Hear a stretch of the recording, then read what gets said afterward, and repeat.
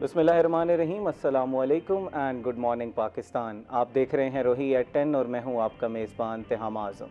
नाज़रीन, उम्मीद करते हैं कि आपके दिन का आगाज़ जो है वो अच्छा हुआ होगा। हम हमेशा अपने प्रोग्राम से ये तलकीन करते हैं कि आपने दिन का आगाज़ जो है वो पॉजिटिव सोच के साथ करना है, मैनिफेस्ट करना है दिन को, अपने दिन को चंक्स में डिवाइड करना है और अपने टास्क को अचीव करना है। नाज़रीन, पाकिस्तान की स्टेट ने, पाकिस्तान की अवाम ने एक दफ़ा दहशतगर्दी को हराया, लेकिन अनफॉर्चुनेटली ये नासूर एक दफ़ा फिर सर उठा रहा है। और इसी तनाज़ुर में हम अपने जो ब्रदरली कंट्रीज़ हैं उनसे ये एक्सपेक्ट करते हैं कि उनकी सॉइल जो है वो हमारे ख़िलाफ़ इस्तेमाल नहीं होगी। लेकिन हालिया दिनों में हमने देखा कि हमने शवाहिद भी दिए, स्टेट ने उनको कहा कि आपकी तरफ से टेररिज्म हो रही है हमारे कंट्री में, लेकिन उसको नहीं रोका गया। उनके इन एक्शन की वजह से कुछ सख्त इक़दाम उठाए, उसके क्या रेपरकशंस होंगे, उसकी वजह से जो है वो रीजन के क्या हालात होंगे, और इस वक्त जो वेस्टर्न और ईस्टर्न बॉर्डर की जो हालत है वो क्या है, इस हवाले से तफसीलन बात करने के लिए हमारे साथ मौजूद होंगे कर्नल बाकिर एहसन, जो कि डिफेंस एनालिस्ट हैं। इन्हीं के साथ हमारे साथ रिपोर्टर रोही टीवी ऑन अब्बास भी मौजूद होंगे। रिपोर्टर क्योंकि आवाम की नब्ज़ जानता है, बिल्कुल ग्राउंड रियलिटी से वाकिफ़ होता है, उनसे जानने की कोशिश करेंगे कि इस वक्त आवाम इस सारी चीज़ को किस तरह देख रही है, और इसी के साथ जो इंतज़ामिया और हुकूमत की तरफ से कुछ आवाम की फ़लाह के लिए इक़दाम उठाए जा रहे हैं, उनकी क्या रियलिटी है, वो किस तरह के काम किए जा रहे हैं और क्या आवाम उनसे मुतमईन है, इस हवाले से तफसीलन ऑन से बात करेंगे। अस्सलाम वालेकुम सर। बहुत शुक्रिया। वालेकुम अस्सलाम। आप खैरियत से हैं? अल्हम्दुलिल्लाह सर। सर, हमारा क्योंकि मॉर्निंग शो है तो मैं हमेशा अपने गेस्ट से ये पूछता हूँ कि वो अपने दिन का आगाज़ किस तरह करते हैं। क्या आप अपनी रूटीन हमें बताना चाहेंगे कि किस तरह अपने दिन का आगाज़ करते हैं भाई यूजुअली? सबसे पहले उठते हैं, नमाज़ पढ़ते हैं। जी सर। नमाज़ पढ़ के थोड़ी देर आराम करते हैं। हुँ, फिर चिड़ियों की चहचहाट सुनाई देती है। हुँ, बाहर निकलते हैं, पानी शानी पीते हैं, थोड़ा सा इसबगोल खा लेते हैं और फिर 2 गिलास पानी पी के वॉक करते हैं। हुँ। और मेरा तो एक क्योंकि ज़राअत से मेरा ताल्लुक़ है, अच्छा। तो मेरे पास बहुत सारा वो गंदम और मकई और चावल का वो जो लेफ़्ट ओवर होता है वो मैं एक लिफाफे में भरता हूँ हुँ, और वो लेके निकल जाता हूँ। 4-5 जगह पर कबूतर और चिड़ियाँ और ये फाख्ताएँ, ये सारी गुलहरियाँ होती हैं, तो वो 4-5 जगह पे डाल देता हूँ और इसी तरीके से मेरी 2 किलोमीटर वॉक हो जाती है। थोड़ी सी फिज़िकल एक्सरसाइज करता हूँ, वापस आता हूँ और धूड़ पट के नाश्ता करता हूँ। अच्छा, कर्नल साहब, अभी जो हालिया आपने देखा होगा कि हमने कुछ काबुल में कुछ अटैक्स किए, उसकी वजह से उनकी तरफ से भी एक अटैक किया गया अफ़गानिस्तान की तरफ से। इस सारी सूरत हाल को आप किस तरह देखते हैं? एक डिफेंस एनालिस्ट की नज़र इस पे क्या होती है कि ये क्या वजह बनी? आखिर एक ऐसा कंट्री जिसको हमने पेट काट कर अपनी ऐसे इकोनॉमिकली हालत होते हुए भी हेल्प की, फिर भी एक ऐसा क्यों हमें नाचाकी हमारी पैदा हो गई है? एक शेर याद आ रहा है आपके सवाल का जवाब देने से पहले। जी। वक्त करता है परवरिश बरसों, हुँ, वक्त करता है परवरिश बरसों, हादसा एकदम नहीं होता। हुँ, ये बहुत सारी कोताहियाँ हैं हुँ, जो हमने जैसे ही पाकिस्तान बना था, हुँ, अगर आपको याद हो तो अफ़गानिस्तान सबसे पहला मुल्क था जिसने हमारे ऊपर रिकग्निशन में या यूनाइटेड नेशन में जी। ऑब्जेक्शन की थी। बिल्कुल। अब हमें वो एड्रेस करना चाहिए था, हुँ, वो हमने सही तरीके से एड्रेस नहीं किया। हुँ, अच्छा, उसके बाद की अगर तारीख देखें तो उस दौरान ब्रिटिश रूल कर रहा था हुँ, अफ़गानिस्तान को, हमें भी रूल कर रहा था। इसी तरीके से फिर रशियंस आ गए, उनको भी, हमारे लिए भी ख़तरा था। हुँ, फिर हमारी मुसल्लह अफवाज ने मुजाहिदीन के साथ मिलके उनको वापस किया। फिर वो 9/11 हो गया, अमेरिकन्स आ गए। सो ये एक बॉइलिंग पॉइंट कांस्टेंट रहा। हुँ, ओके, अब समझने की बात ये है कि अफ़गानिस्तान में जिस तरीके से इंडियन इनग्रेस है, हुँ, पब्लिक कनेक्टिविटी का, हुँ, इंडियन फिल्मों का, सोशल एक्टिविटीज़ का, उनके मुख्तलिफ जो वो है, क्या नाम है, त्यौहार होते हैं हुँ, या जो भी तरीके थे, उसमें इंडियंस को पहले दिन से इजाज़त दी गई है। ओके। इसलिए हम इतनी मेहनत करते हैं, उनके मुहाजिरीन भी आते हुँ, हैं यहाँ पर, 40-40, 50-50 लाख होते हैं, लेकिन जब भी उनके साथ कोई बातचीत होती है या उनसे कोई पूछा जाता है, क्रिकेट टीम में आप देख लें या उनके पब्लिक से बात कर लें, तो पाकिस्तान के लिए नफरत है। सारी राहदारी इधर से है, हुँ, सारी चीज़ें अब यहाँ से जा रही हैं। उनको पता भी है कि हमारी मईशत का दारो मदार 50-60% पाकिस्तान की राहदारी से है, लेकिन उनके अंदर जिस तरह के नफरत के बीज बोए जाते हैं, चाहे वो इंडिया की तरफ से हो या कुछ और कुव्वतें हो जो वहां पर लगातार जनरल पब्लिक को पोल्यूटेड रखती हैं और वो हमारे खिलाफ एक नफरत रखते हैं। अच्छा, 79 में अगर आपको याद हो कि ईरान में इनकलाब आया जी, रशिया के अंदर, सॉरी रशियंस आ गए अफगानिस्तान में, और आने के बाद ईरान से लोगों को, यंग लॉट को, अफगानिस्तान से यंग लॉट को इंडियंस ने फौरन अपनी यूनिवर्सिटीज में बुलाया, इन थाउजेंड्स आए हमारे मुल्क में भी, लेकिन वो तादाद नहीं आई जो एक लॉन्गर लास्टिंग पॉलिसी के लिए जरूरी थी। जो लोग उनके पास 5-5, 10-10 साल पढ़ के गए हैं वो आज पूरे उनके निजाम को चला रहे हैं। ठीक है। और वहां पर वो जो निजाम चल रहा है वो लगातार हमारे लिए नफरत पैदा करता रहता है। वो सारे एहसानात, वो सारे जो हमारी, हम उनकी मदद करते हैं। देखिए, तिजारत एक ऐसी चीज है, फॉर एग्जांपल यहाँ से आटा, आलू, गंदम, हर चीज जाती है, वहां से फ्रूट आते हैं, तो एक दूसरे को उनकी जरूरत है।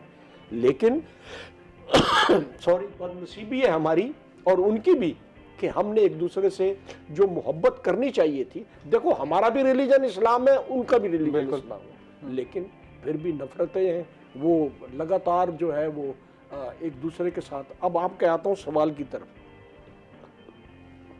सवाल का जवाब ये है कि जो वहां पर अब इस पूरी तारीख में अगर आप देखें तो कितनी टेररिस्ट ऑर्गेनाइजेशनें बनी हैं, ठीक है। अब किसी का रशिया से ताल्लुक है, किसी का चाइना से ताल्लुक है, किसी का पाकिस्तान से ताल्लुक है, किसी का ईरान से ताल्लुक है, और भी मुल्क हो सकते हैं, अमेरिकन से भी है, सऊदियों से भी है, और बाकी मुल्कों से भी है। सो वहां पर जो ज़राअत है या रोजगार है वो इतनी ज्यादा नहीं है। अब ये जो सारे ग्रुप हैं ये दूसरों की पॉलिसी को फॉलो करते हैं, जिसकी वजह से पाकिस्तान के ऊपर एक मुसीबत आई रहती है। ओके, ऑन इस वक्त ग्राउंड की रियलिटी क्या है? अवाम जो सारे मामलात हो रहे हैं हमारी, एक क्योंकि ईस्टर्न बॉर्डर भी जो है वो स्ट्रेन का शिकार पहले से था भारत की वजह से, इस वक्त वेस्टर्न बॉर्डर भी हमारा स्ट्रेन का शिकार हो चुका है, तो कोई पॉलिसीज़ या अवाम का रद्द अमल इस पर क्या आ रहा है?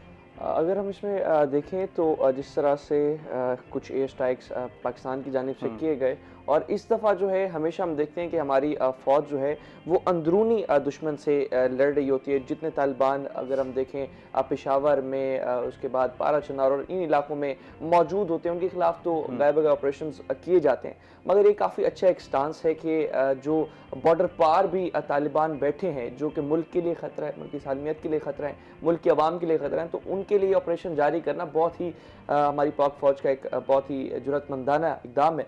और इस हवाले से जितने भी कबायली इलाकों के हमारे पठान हैं तो वो भी इस वक्त जो है पाक फ़ौज के शाना बशाना खड़े हैं, और वो भी इस जंग में जो है फुल सपोर्ट जो है पाक फ़ौज के लिए उन्होंने उसका इजहार किया और कहा कि हम जो है हमारे इस इलाके में, हमारी इस टेरिटरी में जहाँ जहाँ पाक फ़ौज को हमारी ज़रूरत पड़ेगी तो हम, हमारे मर्द बंदूक उठाकर जो है पाक फ़ौज के साथ खड़े होंगे। और क्योंकि सबसे ज़्यादा शिकार जो है ये कबायली इलाकों के लोग ही होते हैं इस सारी दहशतगर्दी का। और आज भी अगर आप देखें तो अगर हम पंजाब की बात करें तो पंजाब इसलिए आ गए क्योंकि यहाँ पर अब ये सारी दहशतगर्दी, ये सब कुछ काफ़ी हद तक कंट्रोल ख़त्म हो चुका है। लेकिन अगर हम बात करें बलूचिस्तान में, KPK में, तो वहाँ पर थोड़ा सा अगर वो पंजाब से पीछे हैं तो मेन वजह यही है कि वहाँ पर जो ये दहशतगर्दी काफ़ी एक अरसे से चलती रही। 2014 के बाद भी हमने देखा काफ़ी जो है इनका ख़ात्मा किया गया दहशतगर्दों का ज़रब अज़म के बाद, लेकिन अब दोबारा से अगर हम देखें तो वो जिस तरह से सर उठा रहे हैं तो पाक फ़ौज जो है काफ़ी बेहतर। सर सवाल यहाँ पर ये पैदा होता है कि हमारे जो ब्रदरली कंट्रीज़ हैं वो ये कहते हैं कि अब आपने इसको एस्केलेट नहीं करना, इसको अफ़ाम व तफ़हीम से हल करने की कोशिश करनी है, आपके जो ताल्लुकात हैं उसको बेहतर रखना है। क्या अब पानी सर से गुजर नहीं चुका? अब हमें अफ़ाम व तफ़हीम के बजाय काइनेटिक फ़ोर्स की ही ज़रूरत पड़ेगी, क्योंकि हम पिछली गवर्नमेंट्स में ये देख चुके हैं कि हमने टेबल पर बैठ के टॉक्स की लेकिन मसाइल हल नहीं हुए। इसके अंदर थोड़ा सा पस मंज़र है जी। अभी कुछ हाल ही में कॉन्फ्रेंस हुई है रशिया में जी, उससे पहले चाइना में भी एक कॉन्फ्रेंस हुई, फिर उनके फॉरेन मिनिस्टर भी आए चाइनीज़ के, वो अफ़गानिस्तान भी गए, हमारे भी नायब वज़ीर आज़म अफ़गानिस्तान गए। तो एक चीज़ को बार बार बताया गया कि भाई हमारी आपस में अगर एक दूसरे का हम ख्याल रखेंगे तो उसी में हमारी फलाह है, उसी में हमारी मईशत ठीक होगी, उसी में हमारे अवाम सुकून से रहेंगे। लेकिन कुछ ही अरसा गुजरा, एकदम हालात चेंज हुए और जो वादे वईद मॉस्को में हुए या चाइना में बीजिंग में हुए या काबुल में हुए, वो बखेर दिए, बिखर गए सारे। तो कहने का मकसद ये है कि अभी भी जो हमारे इतने जवान शहीद हुए हैं, अल्लाह ताला उनके दर्जात बुलंद करे, और लगातार हम शहादतें दे रहे हैं, हमारी फ़ौज बड़ी दिलेर है। इसी तरह अफ़गानिस्तान देखो, वो भी अल्लाह का नाम लेने वाले हैं, हम भी अल्लाह का नाम लेने वाले हैं। अगर हम इसी तरह एक दूसरे की मारामारी करते रहेंगे तो उससे खून ही बहेगा और बहुत सारे घरों का सुकून बर्बाद होता रहेगा, और एक किस्म का प्रेशर जो है वो गवर्नमेंट्स के ऊपर आएगा, चाहे वो अफगानिस्तान की हो या पाकिस्तान की हो। किससे बात हमने करनी है? हम सबूत दे चुके हैं, हम उनको स्टेट को ये बता रहे हैं कि भाई आपकी स्टेट की तरफ से पुष्प नहीं की जा रही है टेररिज्म की, आप कुछ इस पे एक्शन ले। जब उन्होंने एक्शन नहीं लिया तो तभी हमने फिर एयर स्ट्राइक्स की। एक बात बताऊं कि अगर आप ये कहें ना कि तालिबान ने अफगानिस्तान में पूरा मुकम्मल कंट्रोल किया हुआ है, तो मेरा ख्याल है ये बहुत बड़ी खाम ख्याली है। ठीक है, ये जो टीटीपी है, अलकायदा है या बीएलए है या बीएफ है, जो भी है, इनके इनके अभी भी ताल्लुकात बैरूनी ताकतों से हैं जो इस इलाके में अमन नहीं चाहते और एक दूसरे को लड़ाना चाहते हैं आपस में। अगर हमारी इंटीरियर मिनिस्ट्री और हमारी इंटेलिजेंस एजेंसी अफगानिस्तान की इंटेलिजेंस एजेंसी है और उनकी वजारत दाखिला आपस में अगर बॉर्डर का डिसिप्लिन ठीक कर लें और क्या नाम है, आने जाने का एक जो है सही मैकेनिज्म बना लें, तो बहुत हद तक कंट्रोल होगा। एक बात ठीक है। नंबर 2 बात यह है कि इनकी जो ताल्लुकात बाहर से हैं उनको बड़ा रिलीजियसली, बड़ा रिजिडली मॉनिटर करना होगा। अदरवाइज इस जमीन पे अगर हम देखिए, हम देखते इन तमाम हालात को देखते देखते जवान भी हो गए, अब हमारी उम्र भी ज़्यादा हो गई, लेकिन आज तक इन ड्यूरेड लाइन कह लें या बॉर्डर कह लें या ईरान की जो सरहद है उसके ऊपर कह लें, लगातार उन लोगों को आप ये देखिए बड़े आराम से सारी इंटेलिजेंस एजेंसी क्या नाम है ऑपरेट कर रही हैं हमारे खिलाफ। तो दोनों तरफ से कमजोरी हैं, अगर इसके ऊपर तवज्जो दी जाए एक दफ़ा, और बाकी जब तक पड़ोसी मुल्कों से कोऑर्डिनेशन नहीं होगी। फॉर एग्जांपल अभी ईरान के ऊपर अटैक हुआ, बहुत बड़ा इंटेलिजेंस नेटवर्क पकड़ा गया, उसमें इजरायली भी थे, उसमें ईरानी भी थे, उसमें अफगानी भी थे, उसमें इंडियंस भी थे। सर इस पे ज़रा तफसीलन हम बात करेंगे। नाज़रीन इस वक्त हुआ एक ब्रेक का, हमारे साथ रहिएगा।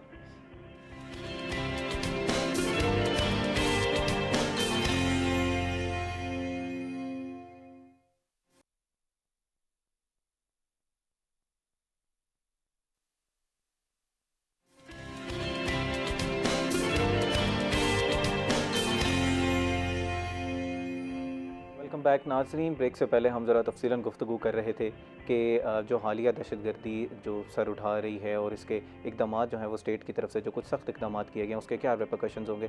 सर हम लोग बात जी मैं वहीं से चाहूँगा, जो इतना बड़ा नेटवर्क ईरान में पकड़ा गया है, उस नेटवर्क का असर बलूचिस्तान पे भी है जी, उसी नेटवर्क का असर KPK में भी है, बल्कि यूँ कह लें कि पूरे पाकिस्तान में है।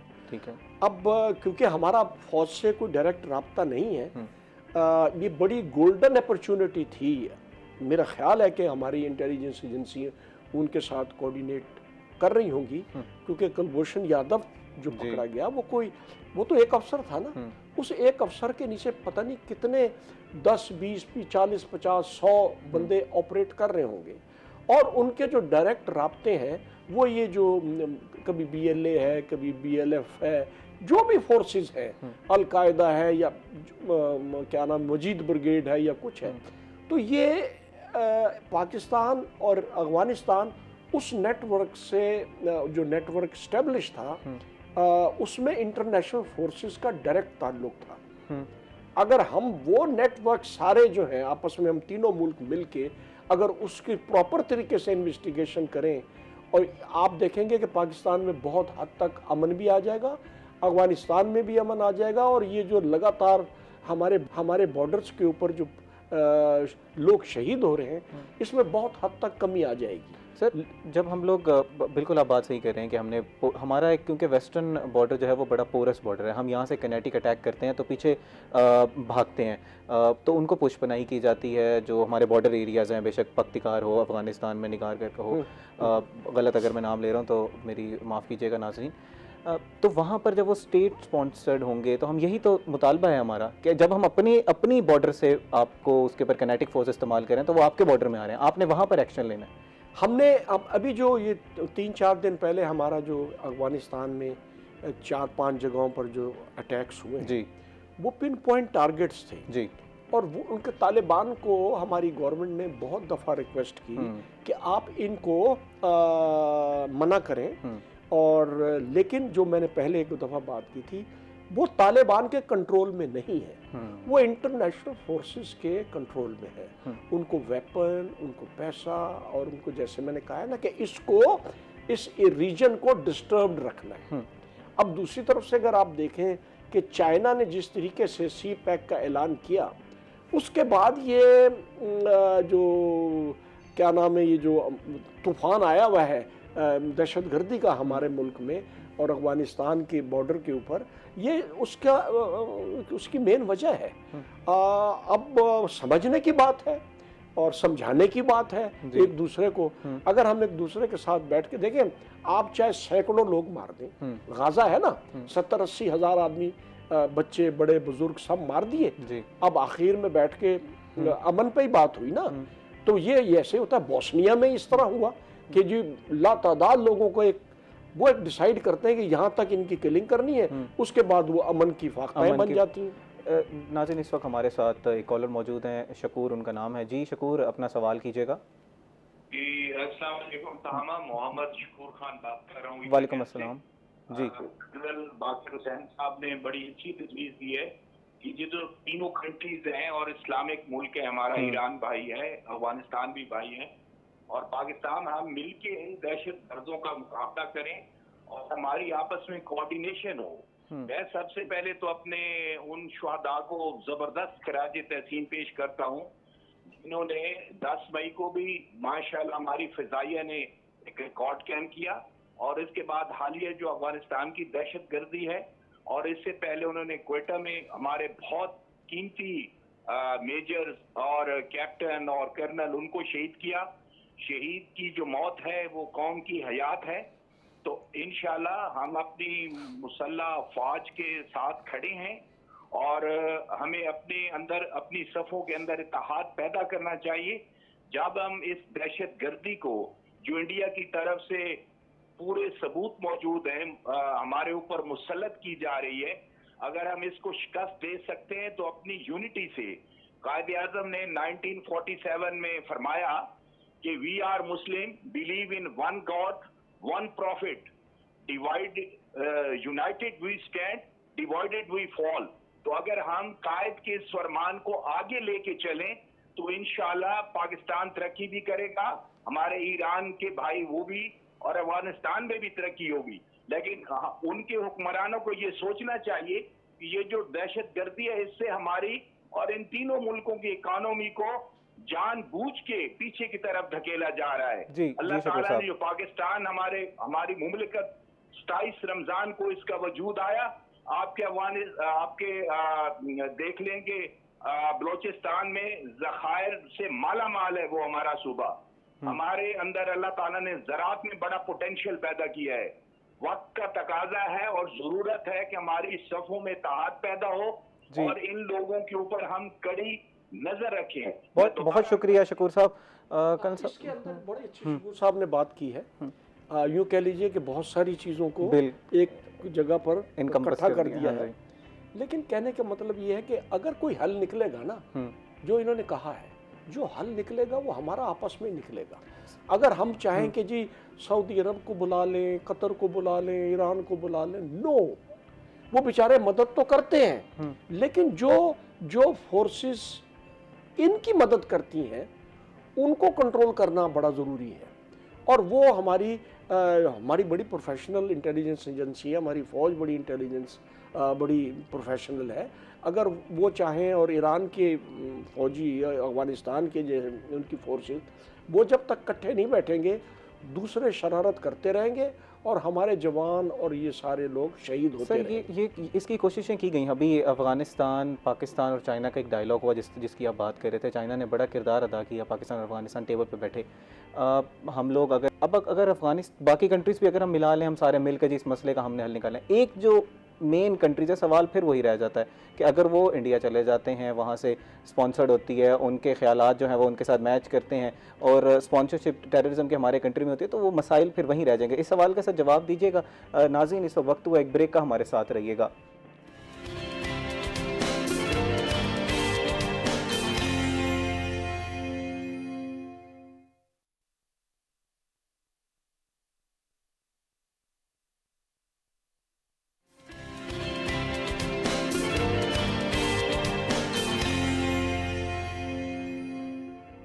वेलकम बैक नाज़रीन। ब्रेक से पहले हम लोग बात कर रहे थे कि हमें जितने मर्ज़ी हम बंदे मार लें, हम लोग जो मर्ज़ी कर लें, हमें मामला जो है वो टेबल पे अफ़ाम व तफ़हीम से हल करने की ज़रूरत है। सारे कंट्रीज़ को बैठना पड़ेगा। सर सवाल फिर वही रह जाता है कि सारे कंट्रीज़ हम बैठ जाए, एक कॉन्फ्रेंस हो जाए, हुई, चाइना पाकिस्तान बैठे, लेकिन एक जो जिधर दहशतगर्दी हो रही है, जिस स्टेट की तरफ से जो है वो पनाहे गाहें जहाँ पर मौजूद हैं, वो फिर हमारे एक ऐसे कंट्री में चले जाते हैं, भारत में चले जाते हैं, जिसका वैसे ही हमारी तरफ एक बिलिजरेंट स्टांस है। तो फिर इसको फिर ख़त्म किस तरह किया जा सकता है? फिर मामले का हल कैसे निकलेगा? मामले का हल फिर वही आपका जो सवाल है उसी में जवाब है कि होगा तो बातचीत से ही हल। अब ये जिस एरिया की हम बात कर रहे हैं, पाकिस्तान अफगानिस्तान बॉर्डर की बात कर रहे हैं, ईरान पाकिस्तान के बॉर्डर की, ये एक बहुत बड़ा पहाड़ी सिलसिला है। ओके। इसके ऊपर कमांड कंट्रोल या ऑब्जर्वेशन 100% रखना बहुत ही मुश्किल है। अभी आपने कहा कि वो बंदे वहाँ चले जाते हैं, वहाँ चले जाते हैं, तो कोई ना कोई मैकेनिज्म बनाना पड़ेगा। हमने फेंस भी लगाई और उस पे ऊपर अरबों रुपया खर्च भी किया, लेकिन जो बीच में लोग थे, शरारती लोग थे, चाहे वो हमारे बेल्ट के साथ हों, चाहे उस तरफ से टीटीपी वाले हों, उन्होंने उसको बहुत हद तक कई जगह पर उसको तोड़ दिया, बर्बाद कर दिया। उन्होंने उसको तोड़ दिया, बर्बाद कर दिया। ऑन आपसे मैं जानना चाहूँगा कि अगर इस तरह के हालात रहते हैं, हमारी एक पुरस, क्योंकि अफ़गानिस्तान के साथ वहाँ से इन्फिल्ट्रेशन भी होती है हमारी तरफ, और जब हम बातचीत करके मसाइल का हल निकालने की कोशिश करते हैं तो वो मसला हल नहीं निकलता। काइनेटिक फोर्स यूज़ करते हैं तो हम लोगों को मसला होता है कि हमारा ईस्टर्न बॉर्डर भी स्ट्रेन में आ जाएगा और वेस्टर्न बॉर्डर भी स्ट्रेन में आ जाएगा। तो फिर मसाइल का हल क्या है? किस तरह मसले का हल निकाला जाएगा? अभी जिस तरह से प्रोग्राम में के स्टार्ट में सर ने बात की कि नो डाउट कि दहशतगर्दी के ख़िलाफ़ जंग करना या उसका ख़त्म उससे करना, डायलॉग करना, वो सब एक सेकेंडरी बात है। अगर मेन चीज़ को देखा जाए तो अभी भी अगर हम देखें कि अफ़गानिस्तान का जो हमारा बॉर्डर है, तो वहाँ से न सिर्फ हम एक चीज़ जो एज आ मीडिया पर्सन्स भी हम इस चीज़ पर आवाज़ उठाते हैं कि वहाँ से कई हद तक स्मगलिंग जो है वहाँ पर जारी है, चाहे ईरान का बॉर्डर हो, अफगानिस्तान का बॉर्डर हो। तो अगर बेसिक ही आप वहाँ पर ये चीज़ों को कंट्रोल कर लें, जहाँ से जाहिर सी बात है अगर स्मगलिंग चीज़ों की हो रही है तो इंसानों की भी स्मगलिंग वहाँ से होगी। दहशतगर्द कहाँ से ही अंदर आते हैं? कोई फ़ज़ाइया जो है एरिया से अंदर नहीं आते, उसी बॉर्डर से ही वो लोग अंदर आते हैं। तो अगर उसी जगह को आप जो है, वो है खलाई मखलूक नहीं है, बिल्कुल बिल्कुल खलाई मखलूक नहीं है, उसी बॉर्डर से जब अंदर आते हैं आप बेसिक अगर वहीं पर ही अपना कंट्रोल, चेक एंड बैलेंस थोड़ा सा इदारों को चाहिए कि वहाँ फोकस रख लें, तो इतनी ज़्यादा चीज़ों की नौबत नहीं आएगी। और मेन चीज़ वही है कि एक इसी एरिया में जो है एक अमन की सूरत हाल पैदा ना हो या जंगी सूरत हाल रहे या आपस में कशीदगी रहे, तो जाहिर सी बात है जितने भी तरीके तालिबान है या दीगर तंजीमें जो प्रॉपर इन्हें फंडिंग होती है, तो नो डाउट अगर तीनों रियासतें जो है मिल बैठ कर इस चीज़ का हल निकालें तो निकल सकता है। खैर ओवरऑल अगर हम पाकिस्तान के हवाले से भी बात करें, ना सिर्फ ये हमारे मसाइल हैं, उसके अलावा हमारे इंतज़ामी अमूर पर भी बहुत ज़्यादा मसाइल हैं, जिसमें अगर आप देखें कि अभी जितना भी ये दहशत गर्दी है, इस तरह का कोई भी इंसिडेंट होता है तो उसके सारे नुकसान जो हमारी मईशत पर पड़ते हैं। और मईशत की अगर हम बात करें तो आप देखिए कि पाकिस्तान में इस वक्त एक जो स्केल बढ़ता चला जा रहा है इन्फ्लेशन का, तो वो इम्पैक्ट पड़ा है गरीब आवाम पर। गरीब आवाम की बात करें तो आप देखें कि उनकी जो एक मखसूस दिहाड़ी भी अगर उनकी फिक्स की हुई है हमारी गवर्नमेंट ने, तो वो भी उनको पूरी नहीं मिलती। तो यहाँ पर एडमिनिस्ट्रेटिव फ्लॉज जो है उनको कवर करना भी बेहद ज़रूरी है। और इस हवाले एडमिनिस्ट्रेटिव फ्लॉज बहुत ज़्यादा हैं। पॉइंट में ऐड कर दूं जी जी सर, कि पॉपुलेशन कंट्रोल नहीं है ना पाकिस्तान में ना। अब जब ये पॉपुलेशन कंट्रोल नहीं है और इकोनॉमिक्स जो है या मईशत जो है वो डामाडोल है, तो ये बहुत सारे यंग लॉट जो है ये दहशत गर्दों की तरफ अट्रैक्ट होती है, क्योंकि वो पैसे भी देते हैं, हथियार भी देते हैं, सब कुछ देते हैं। तो पॉपुलेशन ग्रोथ भी एक दोनों मुल्कों का बड़ा सीरियस इशू है और ये हमारी मईशत पे, उनकी मईशत पे बहुत ज़्यादा बोझ बन रहा है। तो इस लिहाज से गवर्नमेंट को उधर भी इधर भी ये सोचना पड़ेगा कि यार ये बच्चों की एजुकेशन को अच्छा, उनको अच्छी एजुकेशन, उनका रोज़गार जो है सॉरी रोज़गार जो है ना, अगर रोज़गार मिल जाए कौन जाएगा दहशतगर्दी की तरफ? कोई नहीं सर। एडमिनिस्ट्रेटिव वही मैं ऑन फिर ये मदरसों में जो बेचारे तालिब इल्म जा रहे हैं, बच्चे पढ़ रहे हैं, ये सिर्फ उसी पॉपुलेशन की जो ग्रोथ है, क्योंकि इंस्टीट्यूशन जो तालीम देती है उसके अंदर इतनी कैपेसिटी नहीं है।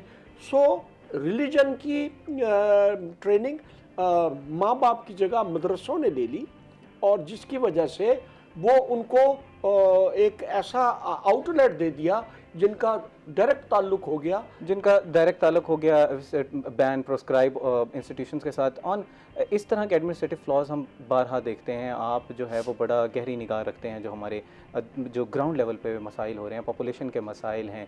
अगर हम जैसे करप्शन की बात कर लेते हैं, क्योंकि अगर हम कहते हैं कि करप्शन को रोक लिया जाए तो हमारे काफ़ी सारे मसाइल जो है वो हो जाएंगे, हल हो जाएंगे।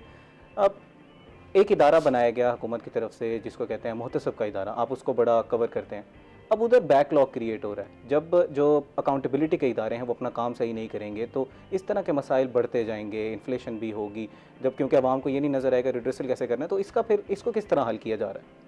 बिल्कुल, अगर हम बात करें हमारे जितने भी सूबाई इदारों हैं उसकी जितनी भी बेज़ाब्ती होती है वो हमारे सूबाई मुतसिम में रिपोर्ट होती है, और जो हमारे वफाकी इदारे हैं उनकी सारी बेज़ाब्तियाँ जो हैं वफाकी इदारों में रिपोर्ट होती हैं। अगर हम थोड़ा स्टैट्स की बात कर लें तो अब तक इस रवां साल में सूबाई मुतसिम में 2500 से ज़ायद जो हैं दरखास्तें मुल्तान रीजन की रिपोर्ट हुई, जिसमें सबसे ज़्यादा जो दरखास्तें थी वो महकमा पुलिस और महकमा एजुकेशन की थी। और इसी तरह से वफाकी मुतसिब की बात करें तो ज़ाहिर सी बात है जिस के कंज्यूमर ज़्यादा होते हैं जिस इदारे के, तो उसकी ज़्यादा शिकायतें आती हैं।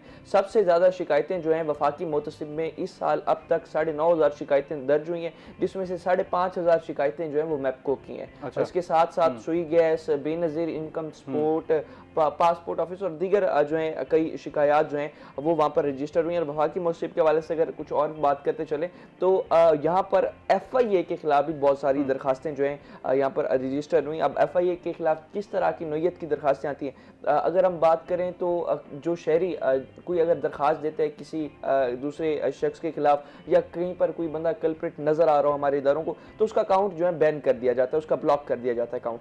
अच्छा, अब जो है मसला ये आता है कि FIA की जो प्रोसीडिंग्स होती हैं, उनकी हियरिंग्स होती हैं, वो 6-6, 7-7, 8-8 महीने आगे की रख देते हैं, जिसकी वजह से अब जिस शख्स का अकाउंट सीज हुआ है, बंद हुआ है, तो जाहिर सी बात है उसका सर्कल चलना, वो सारे मामलात होना काफ़ी मुश्किल हो जाता है। तो ये सारी दरखास्तें जो है हमारे वफाकी इदारों की वफाकी मुतसिब में रिपोर्ट होती हैं और एक टाइम फ्रेम होता है 60 से 90 दिन के अंदर अंदर जो है इन सारी दरखास्तों को जो है निपटा कर इन पर फैसला भी कर दिया जाता है। और इसका फैसला जो है 99% अदालत में भी चैलेंज नहीं होता। इनका फैसला जो है ये अगर वफाकी मुतसिब है तो आप चैलेंज कर सकते हैं सदर पाकिस्तान को, सूबाई मुतसिब है तो उसका फैसला आप चैलेंज कर सकते हैं गवर्नर को। तो इस हवाले से काफ़ी ज़्यादा शिकायत हमारे सूबाई और वफाकी इदारों की इन इदारों में आना तो इस बात का सबूत है कि शायद वहाँ पर ही जो है ये एडमिनिस्ट्रेटिव फ्लॉज हैं, तो उनको बेहतर करने की इदारों। आपने बात की थी अभी कि उजरत नहीं मिल रही आवाम को जो है, और जो छोटे बच्चे हैं वो फिर वर्क फोर्स का हिस्सा बनने की उनकी तरफ बन रहे हैं। तो लेबर डिपार्टमेंट इस हवाले से क्या काम कर रहा है? चाइल्ड जो लेबर है उसकी प्रोटेक्शन के हवाले से क्या किया जा रहा है, और इस तरह की जो शिकायत आती हैं उनकी तरफ से रिड्रेसल किस तरह किया जाता है? ILO के मुताबिक पाकिस्तान में जो है इस वक्त 33 लाख चाइल्ड लेबर काम कर रही है। तो इस हवाले से अगर हम देखें तो सबसे ज़्यादा जो है, अगर जुनूबी पंजाब लेवल की हम बात करें तो इसमें एग्रीकल्चर सेक्टर में, उसके अलावा इंडस्ट्रीज़ में, वर्कशॉप्स पर हमें छोटे छोटे बच्चे काम करते दिखाई दे रहे होते हैं। अगर इदारों की बात करें तो एक इदारा जो है उसमें काफ़ी महदूद जो है अमला होता है, स्टाफ होता है। अब हमने लेबर डिपार्टमेंट से जब भी इस हवाले से बात की तो उनका यही कहना होता है कि हम रोज़ाना की बुनियाद पर 1-2 जगहों पर इंस्पेक्शन करके वहाँ पर चलान भी करते हैं, FIR भी कर देते हैं। आप देखिए कि पूरा एक इदारा जिसके पास पूरी मुल्तान डिवीज़न है और 1 या 2 जगहों पर इंस्पेक्शन होना या FIR होना, तो वो उस चीज़ का जो है फोर्स जो है हमारी उसे इम्प्लीमेंट नहीं करवा सकती, लॉ इन्फोर्समेंट की सिचुएशन को बेहतर नहीं बना सकती। सबसे ज़्यादा जो ज़रूरी है इस मामले में वो है अवेयरनेस। अगर माँ बाप में अभी से अवेयरनेस आ जाएगी कि उनका बच्चा जो अगर अभी काम नहीं करेगा, अभी तालीम हासिल कर लेगा, तो उसका फ्यूचर कितना अच्छा हो सकता है, उसके वालिदैन का फ्यूचर कितना अच्छा हो सकता है। लेकिन अभी जो एक माइंडसेट बना हुआ लोगों का वो ये है कि अगर 2 वालिदैन बैठे हैं तो वो कहेगा यार मेरा बच्चा जो है 700 रुपये कमा के आया, दूसरा ज़्यादा फ़ख्र से बताएगा कि मेरा बच्चा जिसकी उम्र 7 साल है वो 1000 रुपये कमा कर आया है। तो अभी ये जो माइंडसेट बना हुआ है, सबसे पहले इसी माइंडसेट के साथ जो है लड़ना होगा, इसकी अवेयरनेस पर काम करना है और उसके बाद जो है जाकर ये मामला बेहतर हो सकते हैं। अगर उजर इसकी अब तो देहात में छोटी सी एक बात करता चलो। जी सर। देहातों में तो ये मुकाबला होता है कि इब्राहिम दे 9 पुत्र ने, मैं 11 पुत्र पैदा करूंगा दूसरा, और अल्लाह ताला की देन है 9 पुत्र भी हो रहे हैं और उसने 11 भी कर दिए, और बस इसी तरह मुकाबला हो रहा है। तो यहाँ पर अगर डिपार्टमेंटल इनग्रेस नहीं होगी तो जिस तरह का इन्होंने बताया लेबर चाइल्ड, तो कहीं से रोजगार तो लाना है ना उन बच्चों को। वही सवाल मैं ऑन से जानना चाह रहा था, क्योंकि लेबर डिपार्टमेंट जो है वो बड़ा स्ट्रेटेजिकली इस पे काम कर रहा है, अवेयरनेस की कैंपेन्स भी हम देख रहे हैं चलाई जा रही हैं। तो अगर ऑन आपके पास कोई स्टैट्स हों जिससे आप हमें ये समझा सकें कि कितनी कमी आई है या हालात जो हैं वो बद से बदतर होते जा रहे हैं? नहीं, इसमें कमी नहीं आ रही। अच्छा। ये चीज़ें जो है इंक्रीज से इंक्रीज तर होती चली जा रही हैं। अभी जो है हुकूमत पंजाब की जानिब से ये एक इनिशिएटिव उठाया गया कि क्योंकि एग्रीकल्चर सेक्टर में बहुत ज़्यादा चाइल्ड लेबर का बच्चे शिकार होते हैं, तो वहाँ पर जो है जितने भी उनके वालिदैन हैं उनकी प्रॉपर जो है उनका रिकॉर्ड नादरा से लेने के बाद और पूरी इंस्पेक्शन करने के बाद उनके सारे उनके बच्चों को जो है प्रॉपर वहीं पर ही जो स्कूल, पैफ के स्कूल और दीगर स्कूल होते हैं वहीं पर ही जाके उनको उसमें दाखिल करवाना, और इसके साथ साथ उनको जो है एक फिक्स अमाउंट में जो एक स्कॉलरशिप भी प्रोवाइड करना, ताकि जो है वो अपनी स्कूलिंग कर सकें, और इसके साथ साथ अपने वालिदैन को सपोर्ट करने का जहाँ मसला होता है तो उनके वालिदैन को सपोर्ट किया जाए और उनके वालिदैन का डाटा लिया जा रहा था, ताकि जो है अपना कोई भी स्कीम आती है तो उसमें उनको शामिल किया। और इस पर तफसीलन आपसे बात करेंगे, मजीद भी जो इंतज़ामिया की तरफ से कुछ इकदाम उठाए जा रहे हैं उस पर तफसीलन बात करेंगे। नाज़रीन, इस वक्त हुआ एक ब्रेक का, हमारे साथ रहिएगा।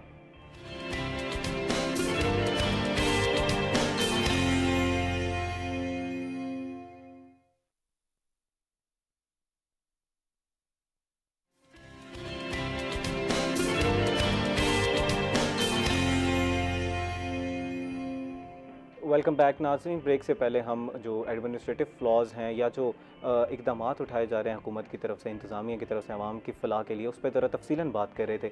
कर्नल साहब, आप कुछ ऐड करना चाह रहे थे? फिर मैं ये कहना चाह रहा था कि सबसे अच्छा मौसर तरीका आवाम को अवेयरनेस का हमारी मसाजिद है। जो हमारी सारी रिपीटेड गवर्नमेंट्स जो हैं वो इस मसाजिद को या इमाम मस्जिद को इग्नोर कर रहे हैं। इनको बाकायदा कानून के तहत पाबंद किया जाए। ये खान बुजुर्गों को जो नमाज पढ़ने जाते हैं उनको मोटिवेट करें, उनको गाइड करें, उनको बताएं कि यार ये चीज़ बुरी है, फलानी जगह बच्चे को पढ़ाओ, फलानी जगह पढ़ाओ, ये चीज़ पढ़ाओ, ये चीज़ ना पढ़ाओ, ये चीज़ अच्छी है, ये चीज़ बुरी है।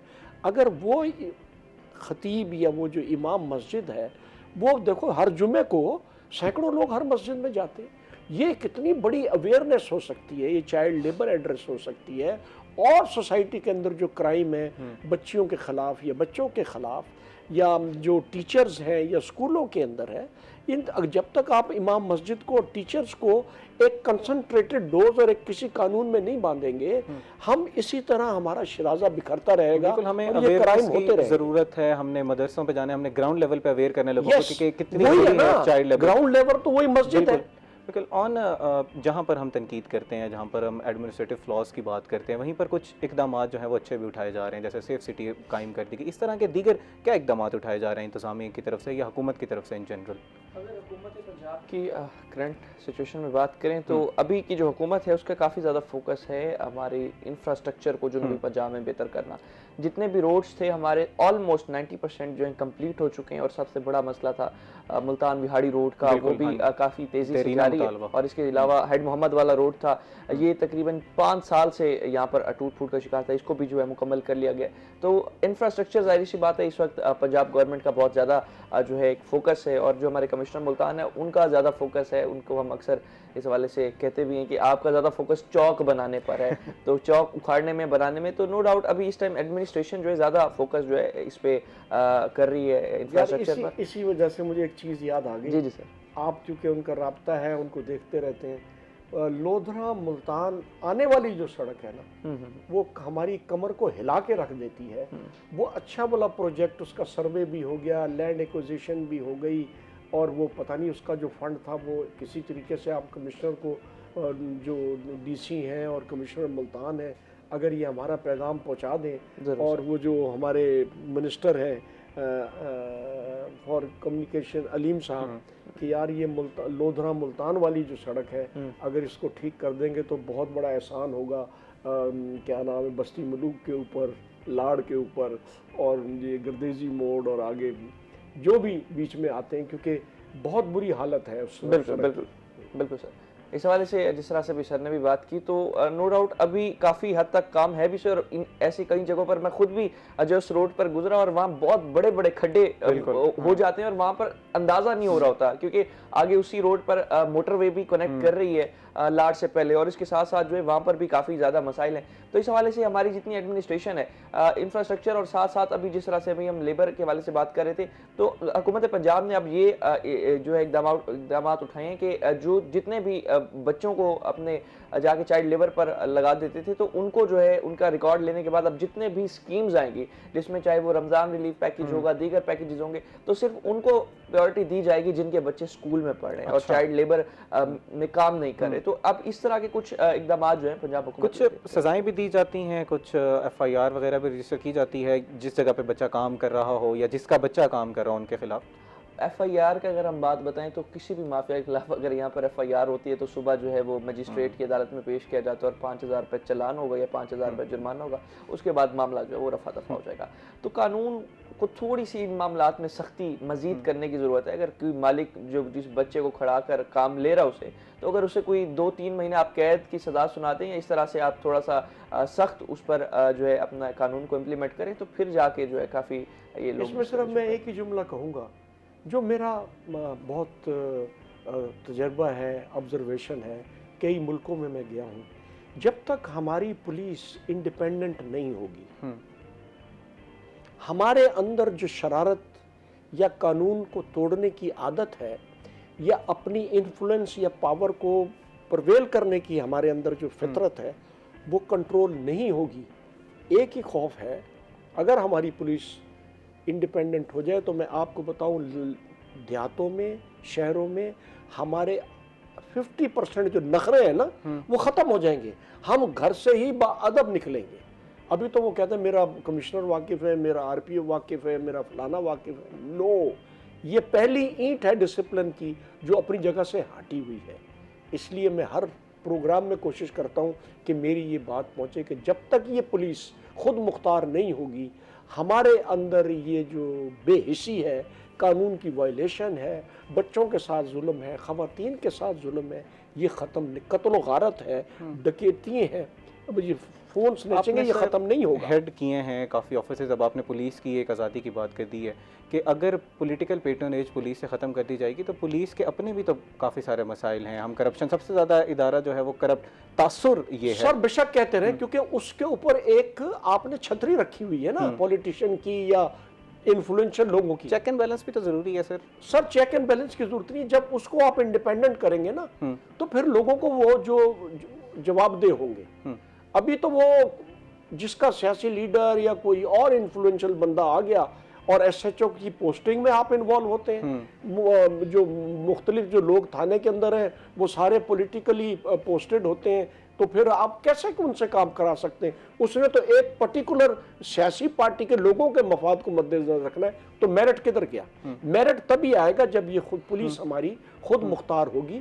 शुरू में प्रॉब्लम होंगे, ये कोई शक नहीं है कि जी पुलिस हमारी काफ़ी इस वक्त आउट ऑफ कंट्रोल है, लेकिन अगर ये इंडिपेंडेंट हो गई तो आप समझें कि ये आधे जो डिसिप्लिन है, वो प्रॉब्लम है डिसिप्लिन के, वो कंट्रोल हो जाए। बहुत शुक्रिया कर्नल साहब, आज हमारे साथ आप प्रोग्राम में मौजूद थे। कर्नल बाकिर, बस हमारी तो यही नहीं, मेरी ये दुआ है कि अल्लाह ताला अफगानिस्तान के लोगों को और पाकिस्तान के आपस में बैठ के जो हमारे बॉर्डर पे प्रॉब्लम है उसको हल करें।